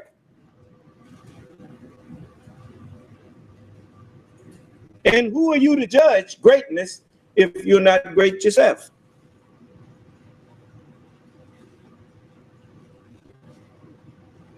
So, you just be quiet and listen. So you notice they misquoted the president in the news and tried to suggest that he was expressing that ISIL or this stuff is a cancer that there's no immediate cure for. He never even suggested that. He was speaking for that many Americans were thinking, is this a cancer that has no immediate cure? That's just another way of saying is this something that ain't nobody got a handle on? Well, what you expect him to do? Get out there and tell you everything that he doing? Let me show you an example of the kind of president he has been.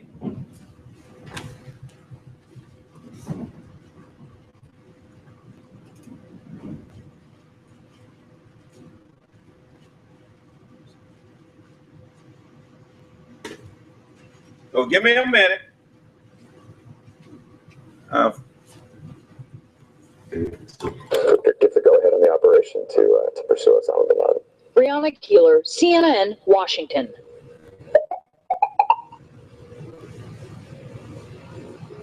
Just give me a minute.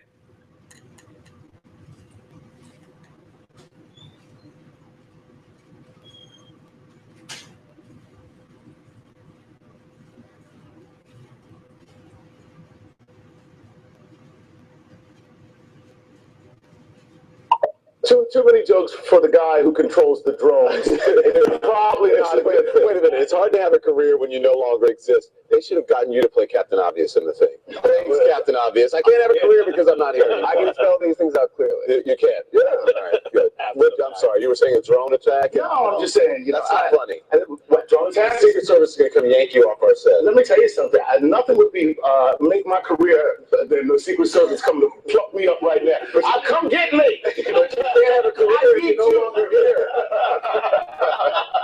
This is a huge night for selfies. Oh yeah. Excuse me. Well, we're talking about. That's later. Yes. Pictures. We're talking about photos. Huge.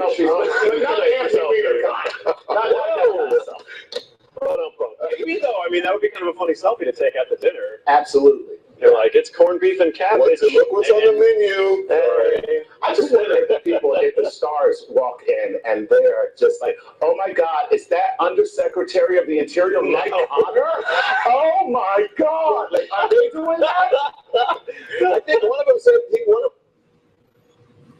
Michelle Turner interviewed someone and they said, yeah, I was so excited to see, and I had no idea who they were, and I'm in the news business. Right. The president was lying. Yeah. I mean, that's a lie. No one is that excited to meet those politicians. They're the famous people. They're the Hollywood people. They're the ones that people are jacked up to see. Well, Jeff Goldblum's excited because he needs another plot for a movie. So he's got to get in there and shake hands with people, be like, what is it that you do? By the way, make that a movie. By the way, Jeff Goldblum, also weirdly dorky and hilarious. Oh, yeah. All right, so it's a good thing to be there. What's happening right now? Someone's talking to the president. He's, what do you think he's doing?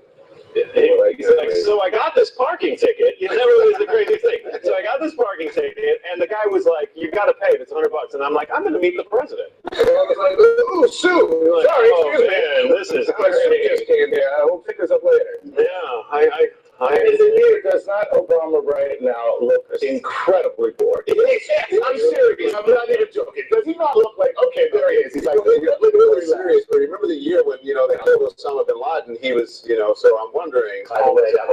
Can we just say truly gangster? All right. And I mean, like Michael Corleone style. Mm-hmm. You were standing there telling jokes while you were taking out the world's #1 terrorist. And this. Did you hear what the brother said? He was standing up there telling jokes, but he was still on the case. He was doing what he was supposed to do, which was go after the enemies who were trying to go after his country. Now, I don't condone killing. I don't condone that. But to suggest that somehow that man has been a weak president, where have you been? You certainly haven't been here for the past 7 years.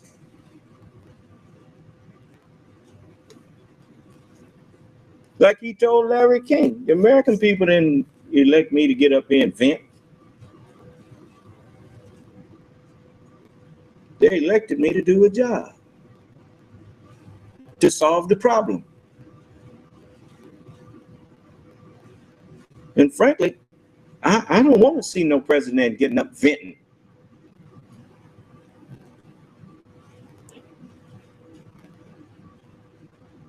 The only thing I want to hear from any president is we got this.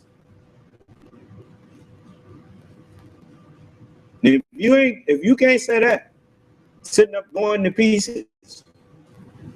It's just like when that building was on fire over there. Them children didn't need to hear nobody venting. They needed somebody to tell them, hey, come on out this way. And that's that.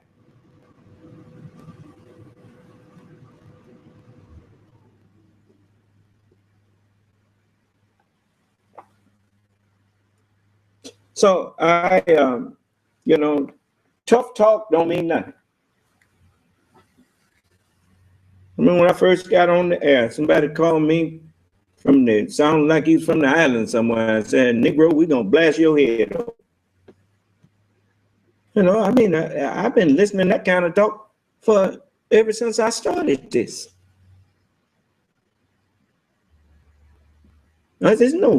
It's no surprise to me when people tell me they're gonna kill me. You see about how much that's worth. I've been teaching for 40 years.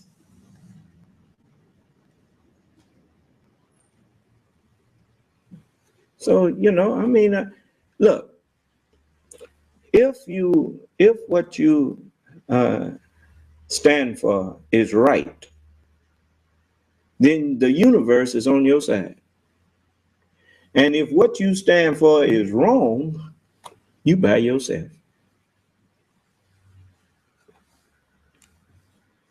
So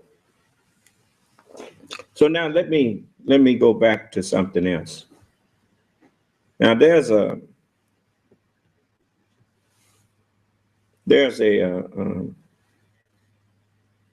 truth that you need to know.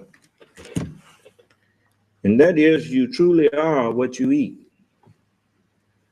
And one of the reasons why the American people are so easily lied to is because we all grew up, we learned how to read based in books that were fictional. And so we developed a taste for fiction. And so it's easy for someone to come to us and tell us some fiction, and we run with it.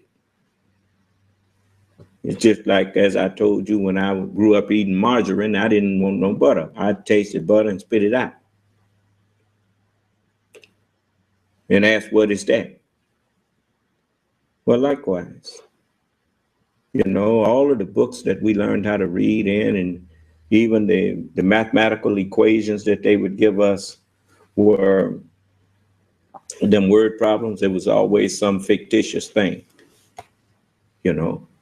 And but for the most part, in English, our literature and everything, you go to the library and you find in there just lie after lie after lie.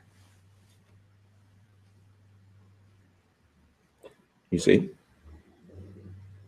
And all you young brothers out there that's you still got that old niggardly thing that we brought from slavery of jealousy and envy. You can't stand to see one of your own that has something that you don't have. And being jealous of me not gonna help you. That's gonna be your destruction. Because you should have listened to me. And you should have accepted what I was offering you from Allah. And instead, you hated me because I looked like you and had something of knowledge that you don't have. And then you'll come in here and steal some of what I have. And then you go out there and call yourself sharing it with somebody else, trying to get people to look up to you. when that's not the purpose of this. This is not to try to get people to look up to me. It's to try to get people to worship the truth and to correct themselves so that Allah don't have to destroy you with that which he intends to destroy. So you're known by the company you keep. You notice the more you hang around any particular group of people, the more you want to hang around them if you get in the habit of hanging with people. And before you know it, you will be surrounded. As the old saying goes, you are not attracted to what you want. You're attracted to what you are.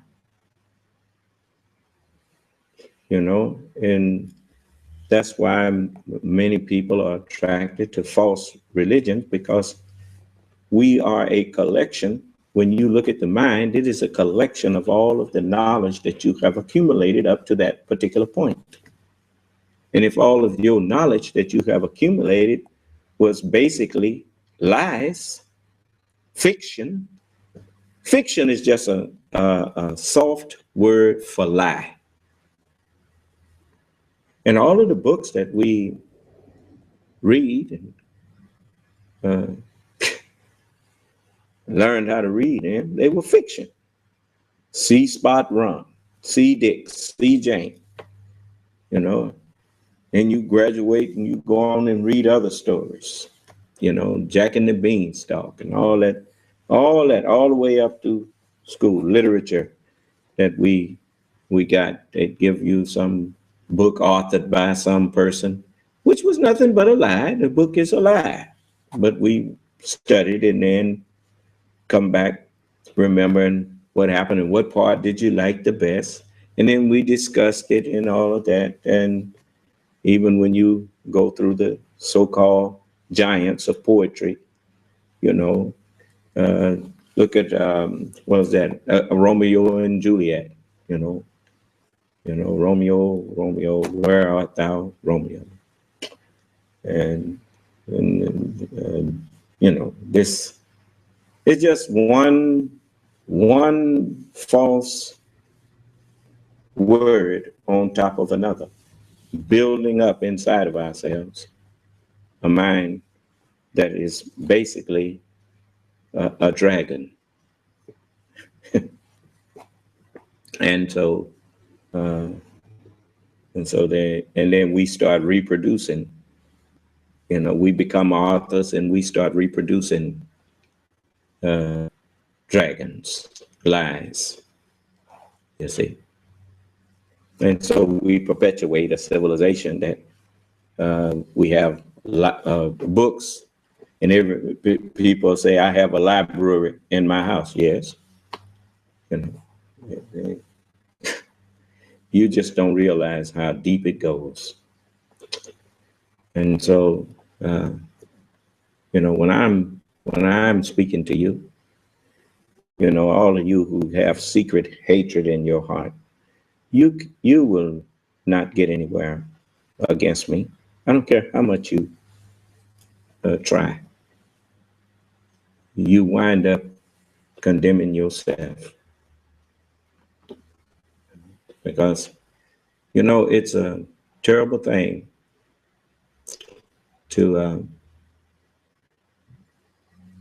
come in the presence of wisdom, expressing unrighteous indignation.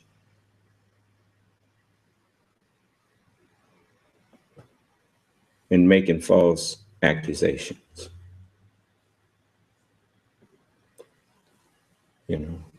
And that's terrible. I've been invited today to a broadcast. It's called Update with Doris Moore Bailey, and it's a progressive radio broadcast which airs live on Sundays at between 5 and 6 p.m. Eastern Standard Time, which is 4 o'clock to 5 o'clock Central Time, where I am. And the first 15 minutes of it, she has another guest, and then after that, I will be her guest. And she said here, the guest is the Son of Man, and the topic is conversation with a Muslim, the Son of Man. And then the last half hour of it is open for discussion regarding current events. Now, this is the, those of you who want to hear it, you can just come into our conference room, and I will be connecting our conference room to hers, and then I will no longer, you know, I won't be in charge of the discussion. I'm going to turn it over to her, and then I will speak when I'm spoken to, and and so this is what will go on. This will give you a chance and give other people a chance to see how we conduct ourselves when we go in other people's forums. You know, the problem that I have found with most men in this society is that men have never actually, you used to didn't see men have so much emotional outbursts, you know. You know, that's an attribute that is not manly. It's always, you know,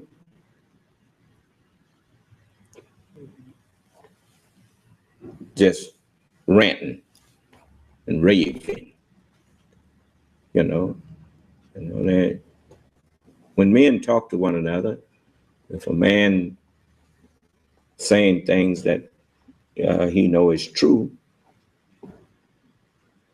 he don't mind you stopping him on after he make a point before you let him continue. You know, if he says something that you say, wait a minute, he stop. Yeah, what? Wait a minute, what? What you just said there, such and so and such and so and so. Then you say, oh yeah, that's the truth, and this is why. And then they have that kind of discussion. As the messenger said, scientists, they don't have to take no whole book to argue with each other. And he said, no, they take one word and argue over one word. And then if you can't answer, they have you going down the road a piece looking for something to prove what you just said. You understand? Excuse me. So I'm like that. I listen when people are talking to me, and that's how I knew that even before brother told me how long the little brother had been in the room, I knew he had not been in the room on time. Otherwise, there's no way he would have accused me of what he was accusing me of, which was turning a blind eye to the wrongdoing of black people. I mean, I never did that. Even before I showed you what I had to say today, I never turned no blind eye to black people's wrongdoing. I've condemned that in many ways. But, you know, sometimes people have a secret hatred for you. Or you stepping on their toes when you start talking about something that they want to continue to do, that what you're saying is condemning it. And so then they try to make up a reason to be angry with you. Do you understand? And that's called unrighteous indignation. You see? So, but calling yourself angry with me will get you hell.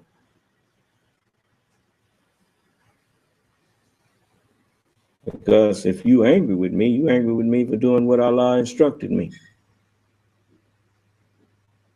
And for that, you have to answer to the one who instructed me.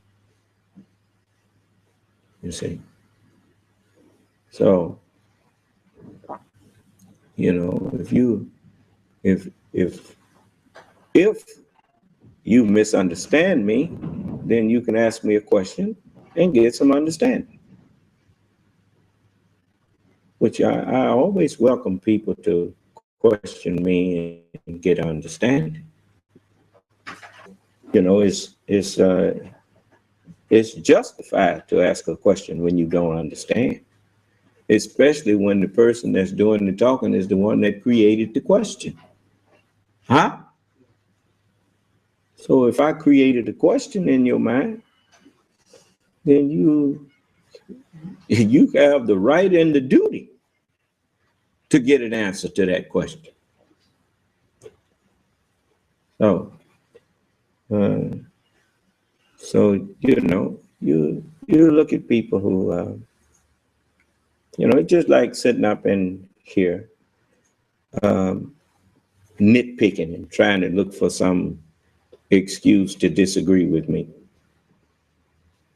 You know, that's what that statement from little sister there telling me that America is not great. You know, let me tell you something even about that term, great. That is a relative term. It's just like the earth is great. The earth is big. Well, that's in relativity to my size. If I look at the earth next to Jupiter, I said, the earth is pretty small. The earth is not so great. Huh? Jupiter is the big boy. But then if I look at all of them in relationship to the sun, I say, oh, the sun is great. And the planets around it is, they're not very great. It's always relative to something else compared to other nations or countries on earth. Are you aware that there would never have been an organization called the United Nations if it had not been for America? Are you aware of that? So in relativity, America is great. Even in terms of opportunity. If America is not great, why are so many people trying to get here? They obviously think America is a great place to be. Huh? All right. So don't, you know, I've been to different, well, I ain't been in a whole lot of different countries, but I have been to Vietnam. And we used to, when I was in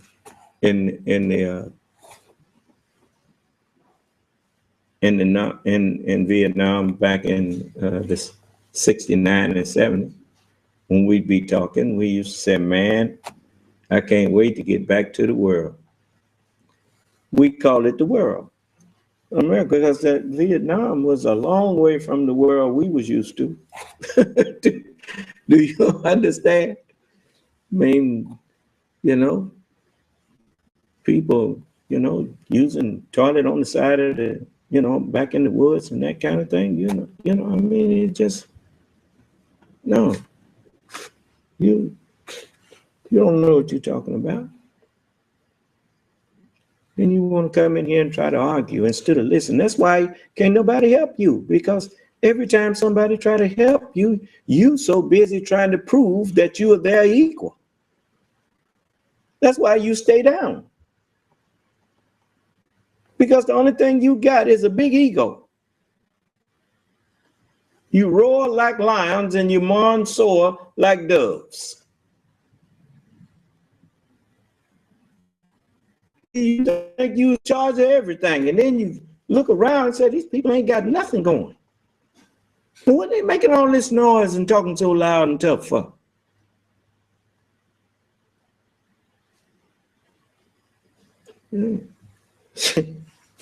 It's just, it's sad. It's really sad. Now, I don't know, you know, I didn't hear what Justice Scalia said about black people. If you all tell me where I can listen to it, you know, I don't know. Beg your pardon? Well, it should be, or is it? If it's on there, I'll go to it and I'll see what he had to say. And if it requires me to make a response, I will.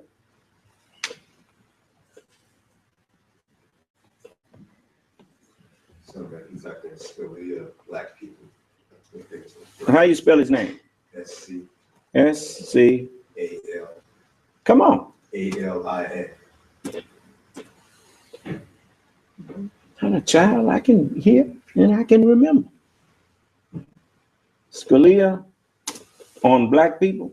Yes, sir.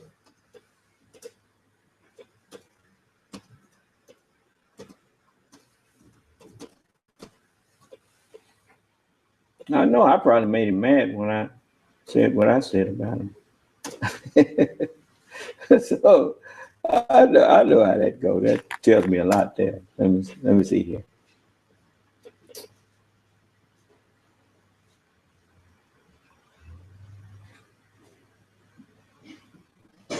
Let me see. Justice Scalia ain't racist. Affirmative action. Is that the one? I'm looking at CBS News. Justice Antonin Scalia says most black scientists don't come from advanced schools. Is that the one? It's more like under there it says Scalia implies African American students. What? The one right under there says Scalia implies African American students do better. I don't see nothing about no Scalia implies nothing.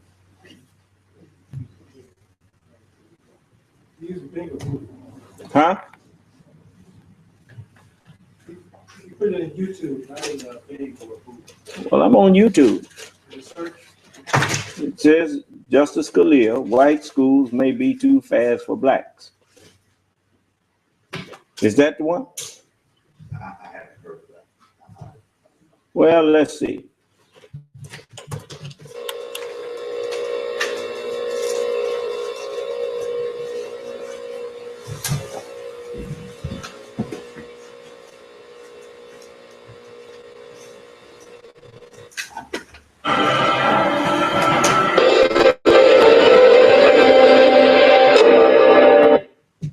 Supreme Court Justice Antonin Scalia was listening to the oral arguments in the affirmative action case, Fisher versus the University of Texas, and he chimed in with this gem of a comment. Quote, "There are those who contend that it does not benefit African Americans to get them into the University of Texas, where they do not do well, as opposed to having them go to a less advanced school, a slower track school where they do well. Most of the black scientists in this country don't come from schools like University of Texas. They come..." Now, the one who appointed him as Chief Justice, I think, was from Texas, wasn't it? well, what do you expect? I mean, Antonin Scalia don't care nothing about us. You know, he don't care nothing about this country. According to what I've looked at and what he's been doing as far as promoting, calling the ability to spend as much money as you want in presidential elections, calling that free speech, and you letting him get away with it. He's actually in a way making mockery of the intelligence of the American people for him to even come out and suggest that to be able to spend your money and as much money in the elections that govern, for the government of America is somehow freedom of speech and there should not be a limit. That's him saying to you in so many words, well, haven't you been saying all your life that money talks? Well, if you believe in freedom of speech, then we can spend all the money we want and buy your government. And so, I mean, you have to be careful what you say. You have to be careful of what you go along with.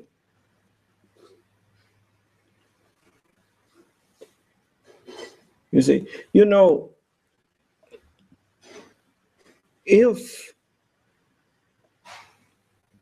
if you really believe that in what you're talking about, what happens, Justice Scalia, when some more rich people come up and decide that they don't like your way and decide they're going to buy your government again? Would you approve of that? You see, injustice and evil is not just evil because it's happening to you. Evil is still evil even if you are doing it to somebody else.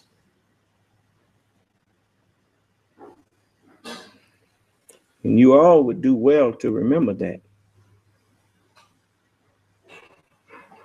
You're going to get enough of doing to people what you would not like done to yourself. I would think you would have done had enough by now.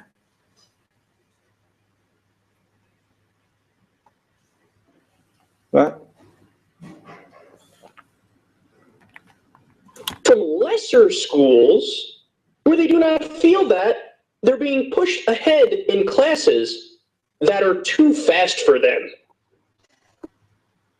Oh God. Think about how profoundly irrational that comment is. Well, that's the kind of stuff that keeps racism, race hatred. Tell him to tone that down. That's the kind of stuff that keeps race hatred seething. Now, in fairness, I mean, they still ain't let us hear Justice Scalia say it, have they? They just said the president said something he didn't say. But anyway, I'm going to go play it again and let's see. Fisher versus the University of Texas, and he chimed in with this gem of a comment. Quote, there are those who contend it does not benefit African Americans to get them into the University of Texas, do well, as opposed to having them go to a less advanced school, a smaller track school where they do well. Most of the black scientists in this country don't come from schools like University of Texas. They come from lesser schools where they do not feel that they're being pushed ahead in classes that are too fast for them. Oh God. Think about how profoundly irrational that comment is. Because he keeps referring to them you know how they are. I mean, look at them. Maybe lesser schools are better for them. So he's generalizing and he's lumping in and he's talking about broad rules or broad solution for all black people. All right, Antonin, that's kind of like the definition of bigotry. But the most adorable part is that Antonin Scalia is lecturing others about intelligence. You know, maybe you're just, you're not fast enough to get it. Maybe you should go to lesser schools. Maybe that's a better place for you. Antonin Scalia, for those of you who don't know, is a national embarrassment. The guy is an absolute joke. His beliefs are absurd. He doesn't care about evidence. He doesn't care about facts. He claims that he's a literalist in the constitutional sense. So whatever it says, that's the end of the conversation. And, you know, I'm not going to ever inject my opinion, when he does the opposite. He does it all the time. So, for example, when it's a case on marijuana laws, what does he say? States' rights, schmates' rights. Forget that. The federal government overrides the state laws, so where they legalize pot doesn't matter. The federal government can crack down. Now, flip the script, and when it was Arizona trying to implement their own immigration policy that was different from federal policy, what did Antonin Scalia say? He was like, oh, Arizona, of course, has the right to do that. Federal policy is irrelevant. Supremacy clause of the Constitution that says the federal law overrides state law. No. If Arizona doesn't have a right to control their borders how they choose, well, then they're not even a sovereign state anymore. So he flipped. He flipped completely based on his personal opinion, based on the political issue in question. He did the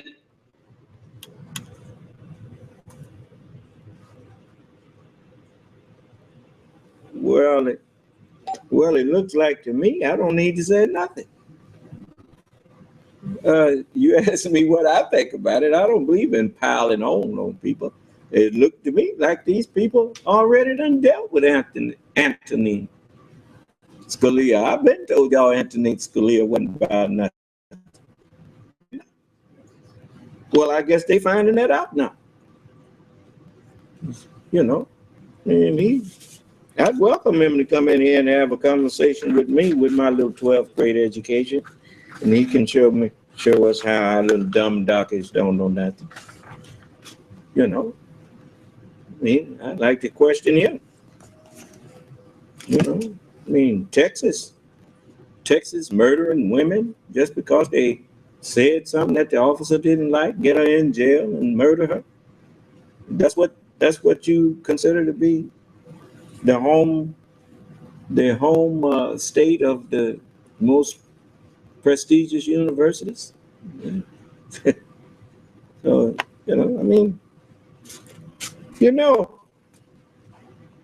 the problem with most people is that they are reactionary, and reactionary reduces you to the status of an inanimate object, like a computer or a table or a car or a lawnmower. I'm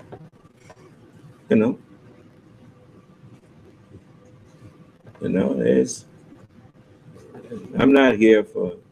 You notice whenever somebody, especially people who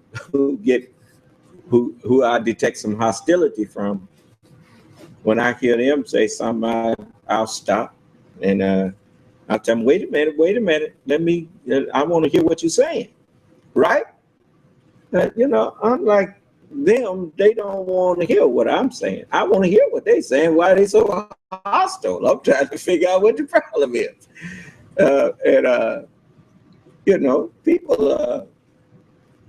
People are something. I told you, you're just as transparent as you can be. You know what hostility is? One of the hallmarks of hostility is a hallmark of an unenlightened mind.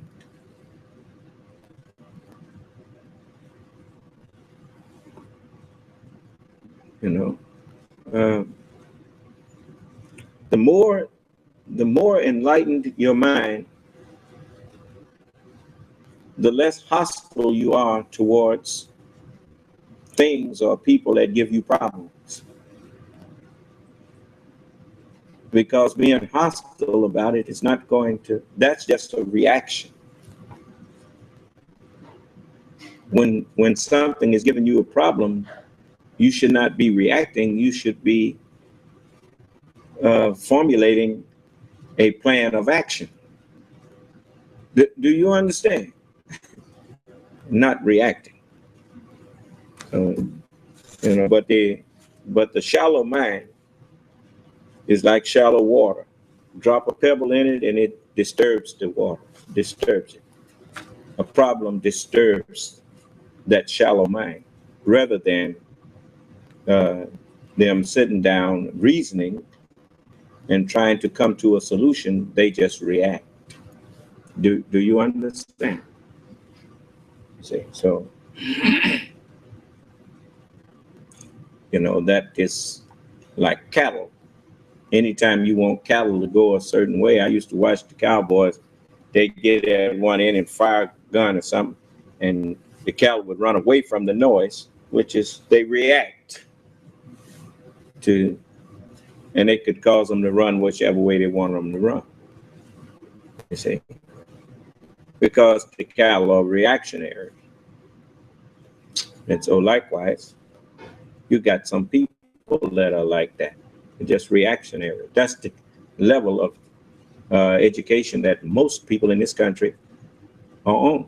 They are reactionary. Just easily motivated by fear. When I say motivated, I mean set in motion. Fear can set them in motion. And unlike a knowledgeable person, once they master themselves, to master oneself is to master one's emotions. And the only way you can do that is to gain knowledge, understanding. That's why wisdom is the principal thing. Because the byproduct of wisdom is understanding. That's what Solomon was sharing with me, that I'm now sharing with you. And in the book of Proverbs,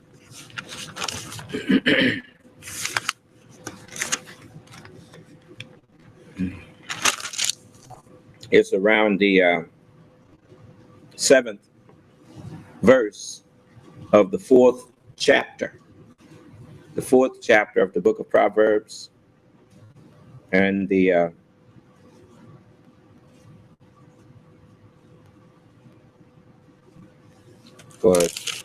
he was actually, all of them, they spoke to me like they speak to their son. And the words that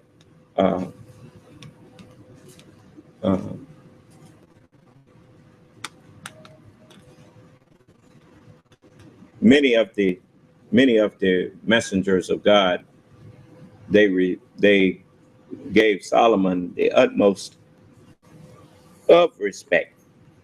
So you notice I'll start at the first verse and let you see it. This is where you have to know the scriptures in order to understand what's really being said. It says, hear, H-E-A-R, hear ye, children,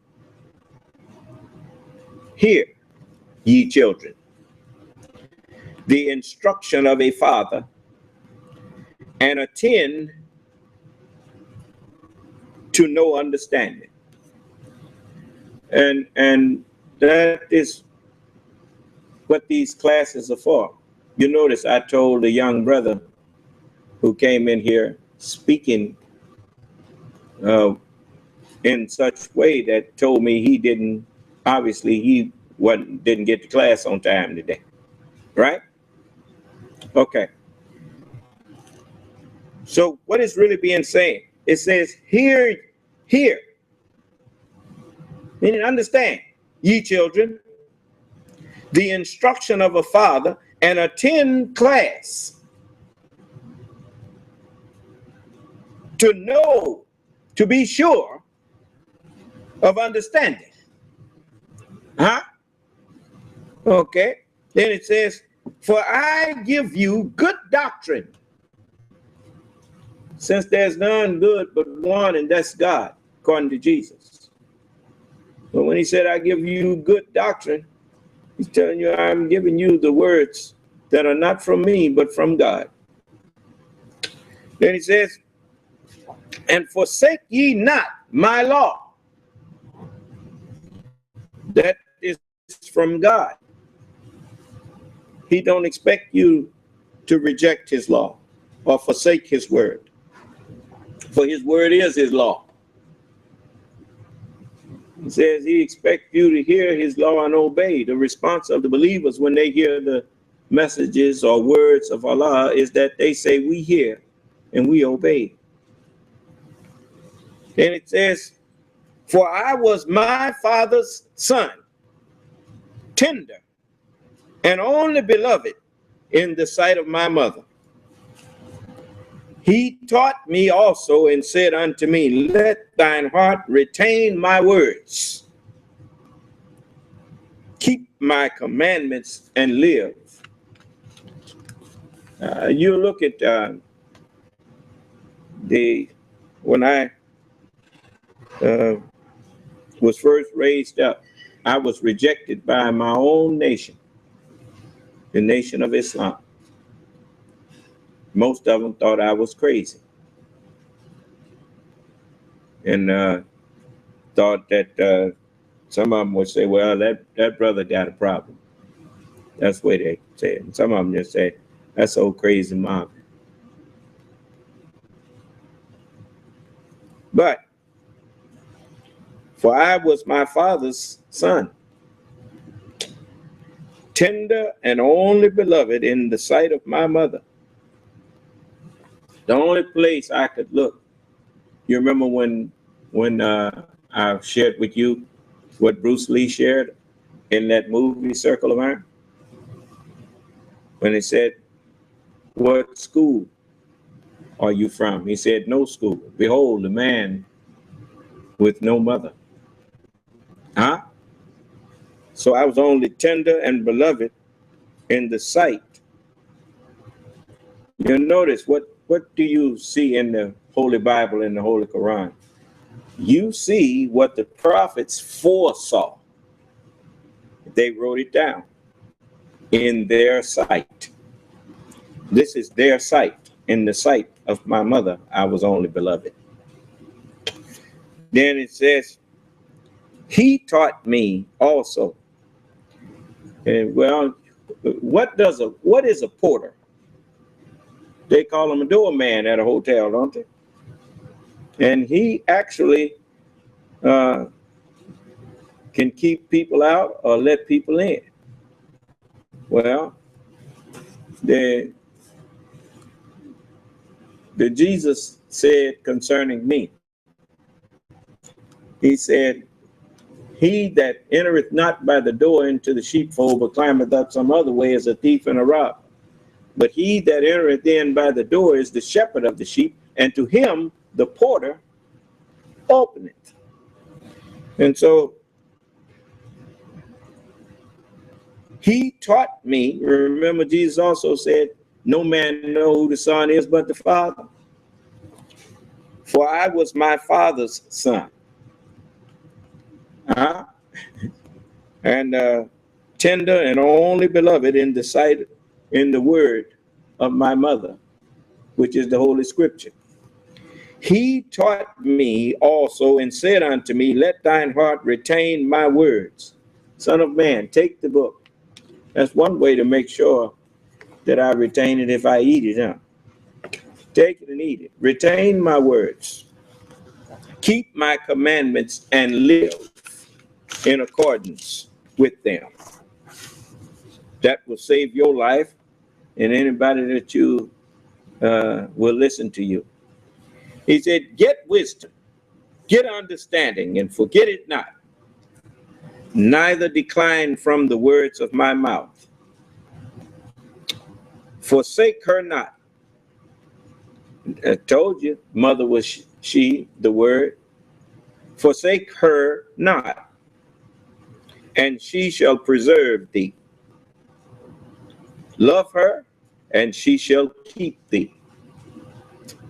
Wisdom is the principal thing. Therefore, get wisdom, and with all thy getting, get understanding.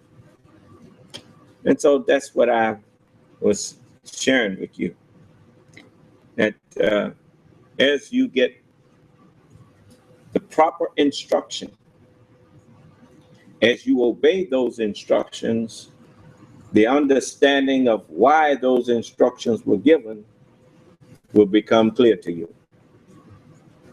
Do you understand? And so, and as we follow instruction,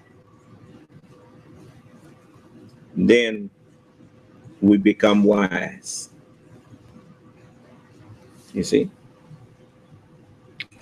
So all praise is due to Allah. I know that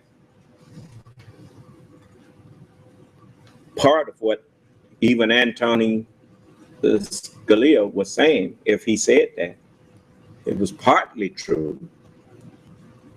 Because when I was in school, and I'm pretty sure it's still that way, when I was in school, the books that we got, even though they were new textbooks, they were new to us, but they were the textbooks that were generally no longer used in white schools. And that's how we remained behind them. It was it was the simple, it was just a simple, doing simple math. You will never catch up with the author if every time he comes up with a new thing, he gives you what is outdated for him. Then you always are playing catch up until you start doing it for yourself. So, and that's why we've went from generation to generation, and we're always never able to come out from under the grip of Caucasian people, as them being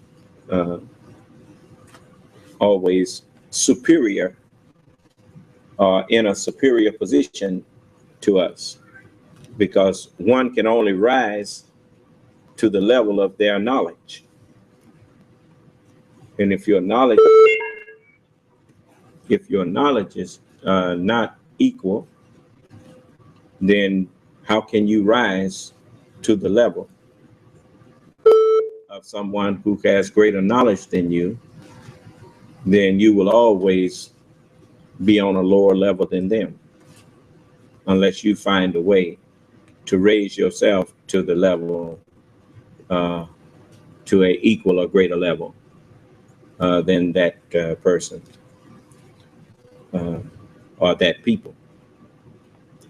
So, I don't like. Pretty soon, I won't even spend time with people talking to you who are obviously rejecting the truth that I'm here to share with you. Because I have a nation to build. I can't build a nation with my own kind, wasting time with people who are not my own kind. I know what unite with your own kind means. It means that just that. I'm trying to be righteous. If you're not trying, then I want to be righteous. If you don't want to be righteous, even though you may have black skin, you are not my kind of black man. And I know I can't unite with you, because how can two walk together except they be in agreement? That doesn't mean I want to do you harm, but it just means that I know I'm wasting my breath if I'm talking to you about a subject that you just totally are not interested in. If you don't want to be righteous, then this is not the class for you. You don't have to be angry with me. Just go to whatever it is you want to be. You see? I'm warning you that there is a God and that he's about to change his earth into a place for righteousness and peace. And I'm raised and sent to tell you that you need to change. Everybody needs to change. If you want to take it for granted and treat me like you did all the others, go right ahead. But you will live to regret it. So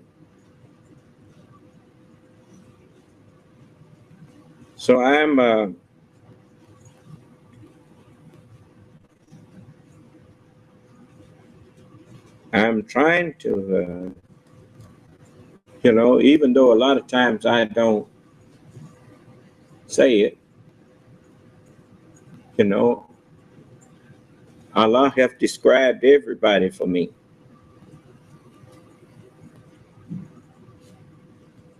So I'm trying my best to reach you and to get you to turn around. But as with new life, there's always a lesson in everything. In the birth of new life, the majority of your father's life germs went in the wrong direction. And of course, they never knew what they missed.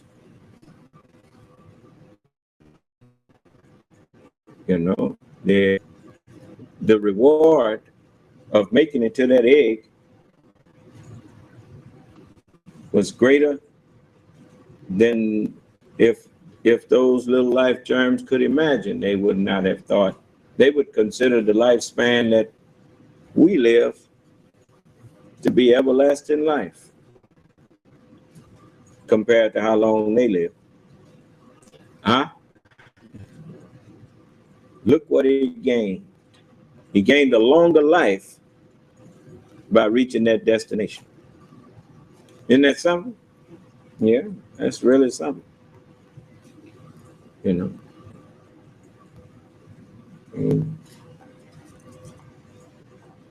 So I just wanted to put a little something on your mind.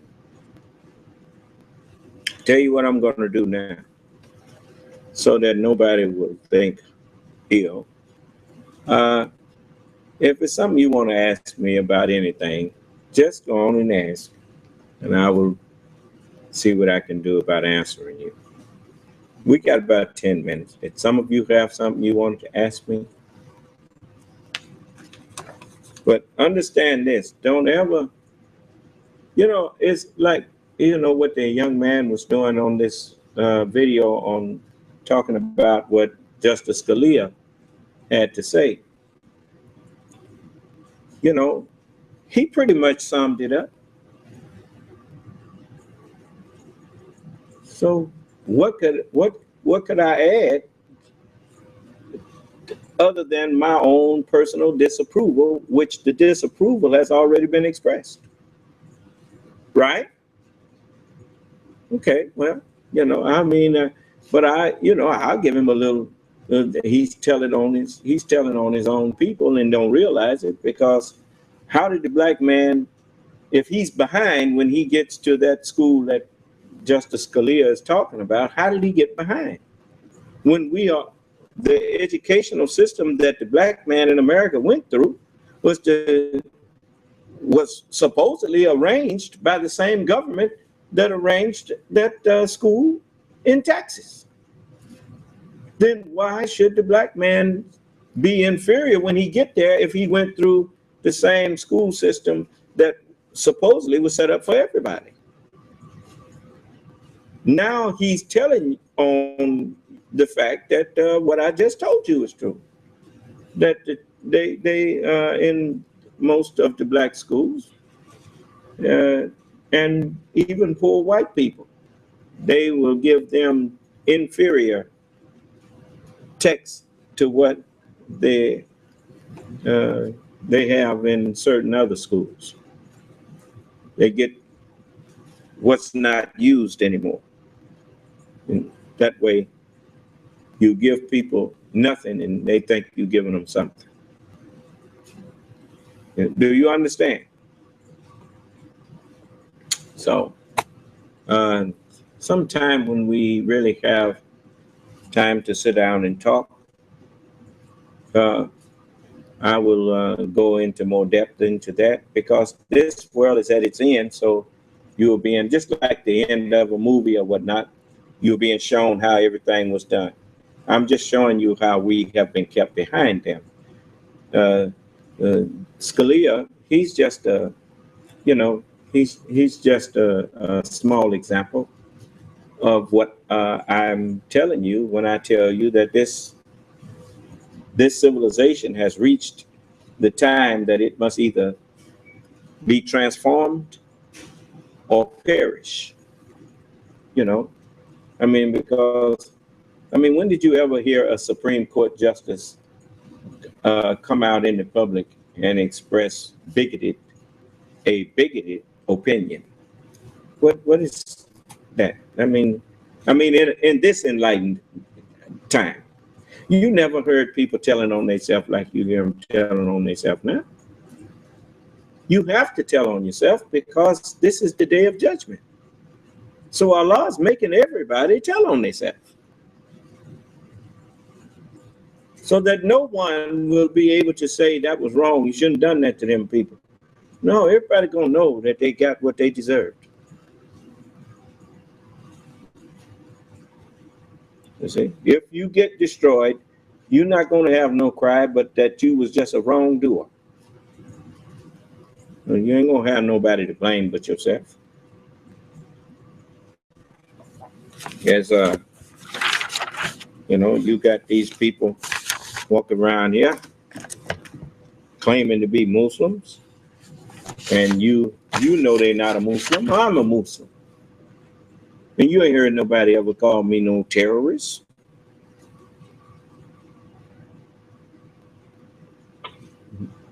So don't be calling them people Muslim terrorists, radical Muslim. There ain't no such thing as a radical Muslim. You either are a Muslim, one who submits to God, or you're not. There is no other. There are no Muslims other than righteous. If you're not righteous, you're not a Muslim. And I didn't say self-righteous. The word of God is righteousness. It is the instruction in righteousness. And anybody now can read it with the help that Allah have sent you in me. You can read them instructions and follow them if you want, because I'm with you. I'm here to guide you to the instruction. And it's up to you whether or not you want to do it or not. Wa alaikum salam. I don't know whether it's your side or my side, but my phone is cracking up. Anybody else have any problem? A lot of static somewhere. Well, it must be in yours, because nobody else is. You might want to check yours. It may help if you put yours on. Definitely, even your line itself, instead of just *6, you might want to mute the phone and see if that helps. And if that don't help, then you may want to. What conference room are you in? 0075. Try the other one. Try the other conference room, the HD conference room. The 605. You got that number? I got it somewhere around here. Well, I'll give it to you now. It's no problem. Just a moment. The conference that I'm talking about now is a HD. It's high definition and it has better sound quality. And the number is 605-562-3140. All right, thank you. And the access code is 869 571. Then pound. All right, thanks, man. You're welcome.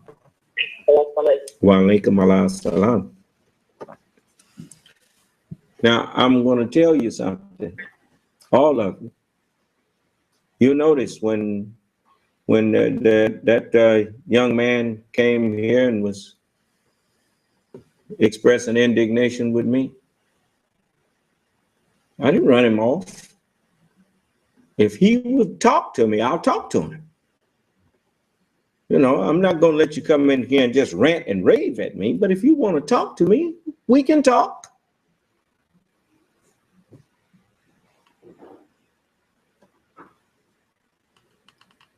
You know, as I told you, you cannot stop people from hating you.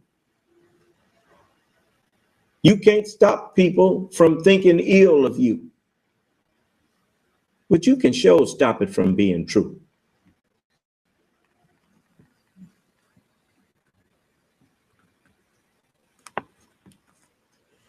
You understand? If anybody listen when I'm talking to people, and people go back and say, that man wouldn't let me talk. And if they was listening, they say, oh man, you could have talked if you hadn't have been so disrespectful and took the time to talk to the man instead of in there woofing and barking at him. You didn't want to talk to him. You just wanted to call yourself telling somebody off. The worst thing a man can do is that kind of thing. Go up to somebody and tell them you're going to tell them off. That's a woman's way. That's not men's way. Because a man knows that he has to respect another man.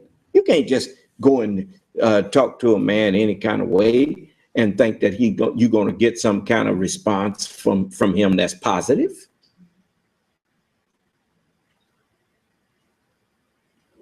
You come to him acting unmanly, then how's he going to respect you as his equal? When it's a self-evident fact in the way you're conducting yourself that you're not his equal. And for him to then start treating you as his equal would show that he's not understanding what you need. Because when you're acting and conducting yourself beneath the dignity of manhood, a real man will stop you and tell you, not here, brother, not here. Okay. So if it pleases Allah, I will meet you back in the rooms with an S on it. Rooms a half hour from now. And until then, may Allah's salam alaikum. Your conference recording stopped. Your conference recording has stopped.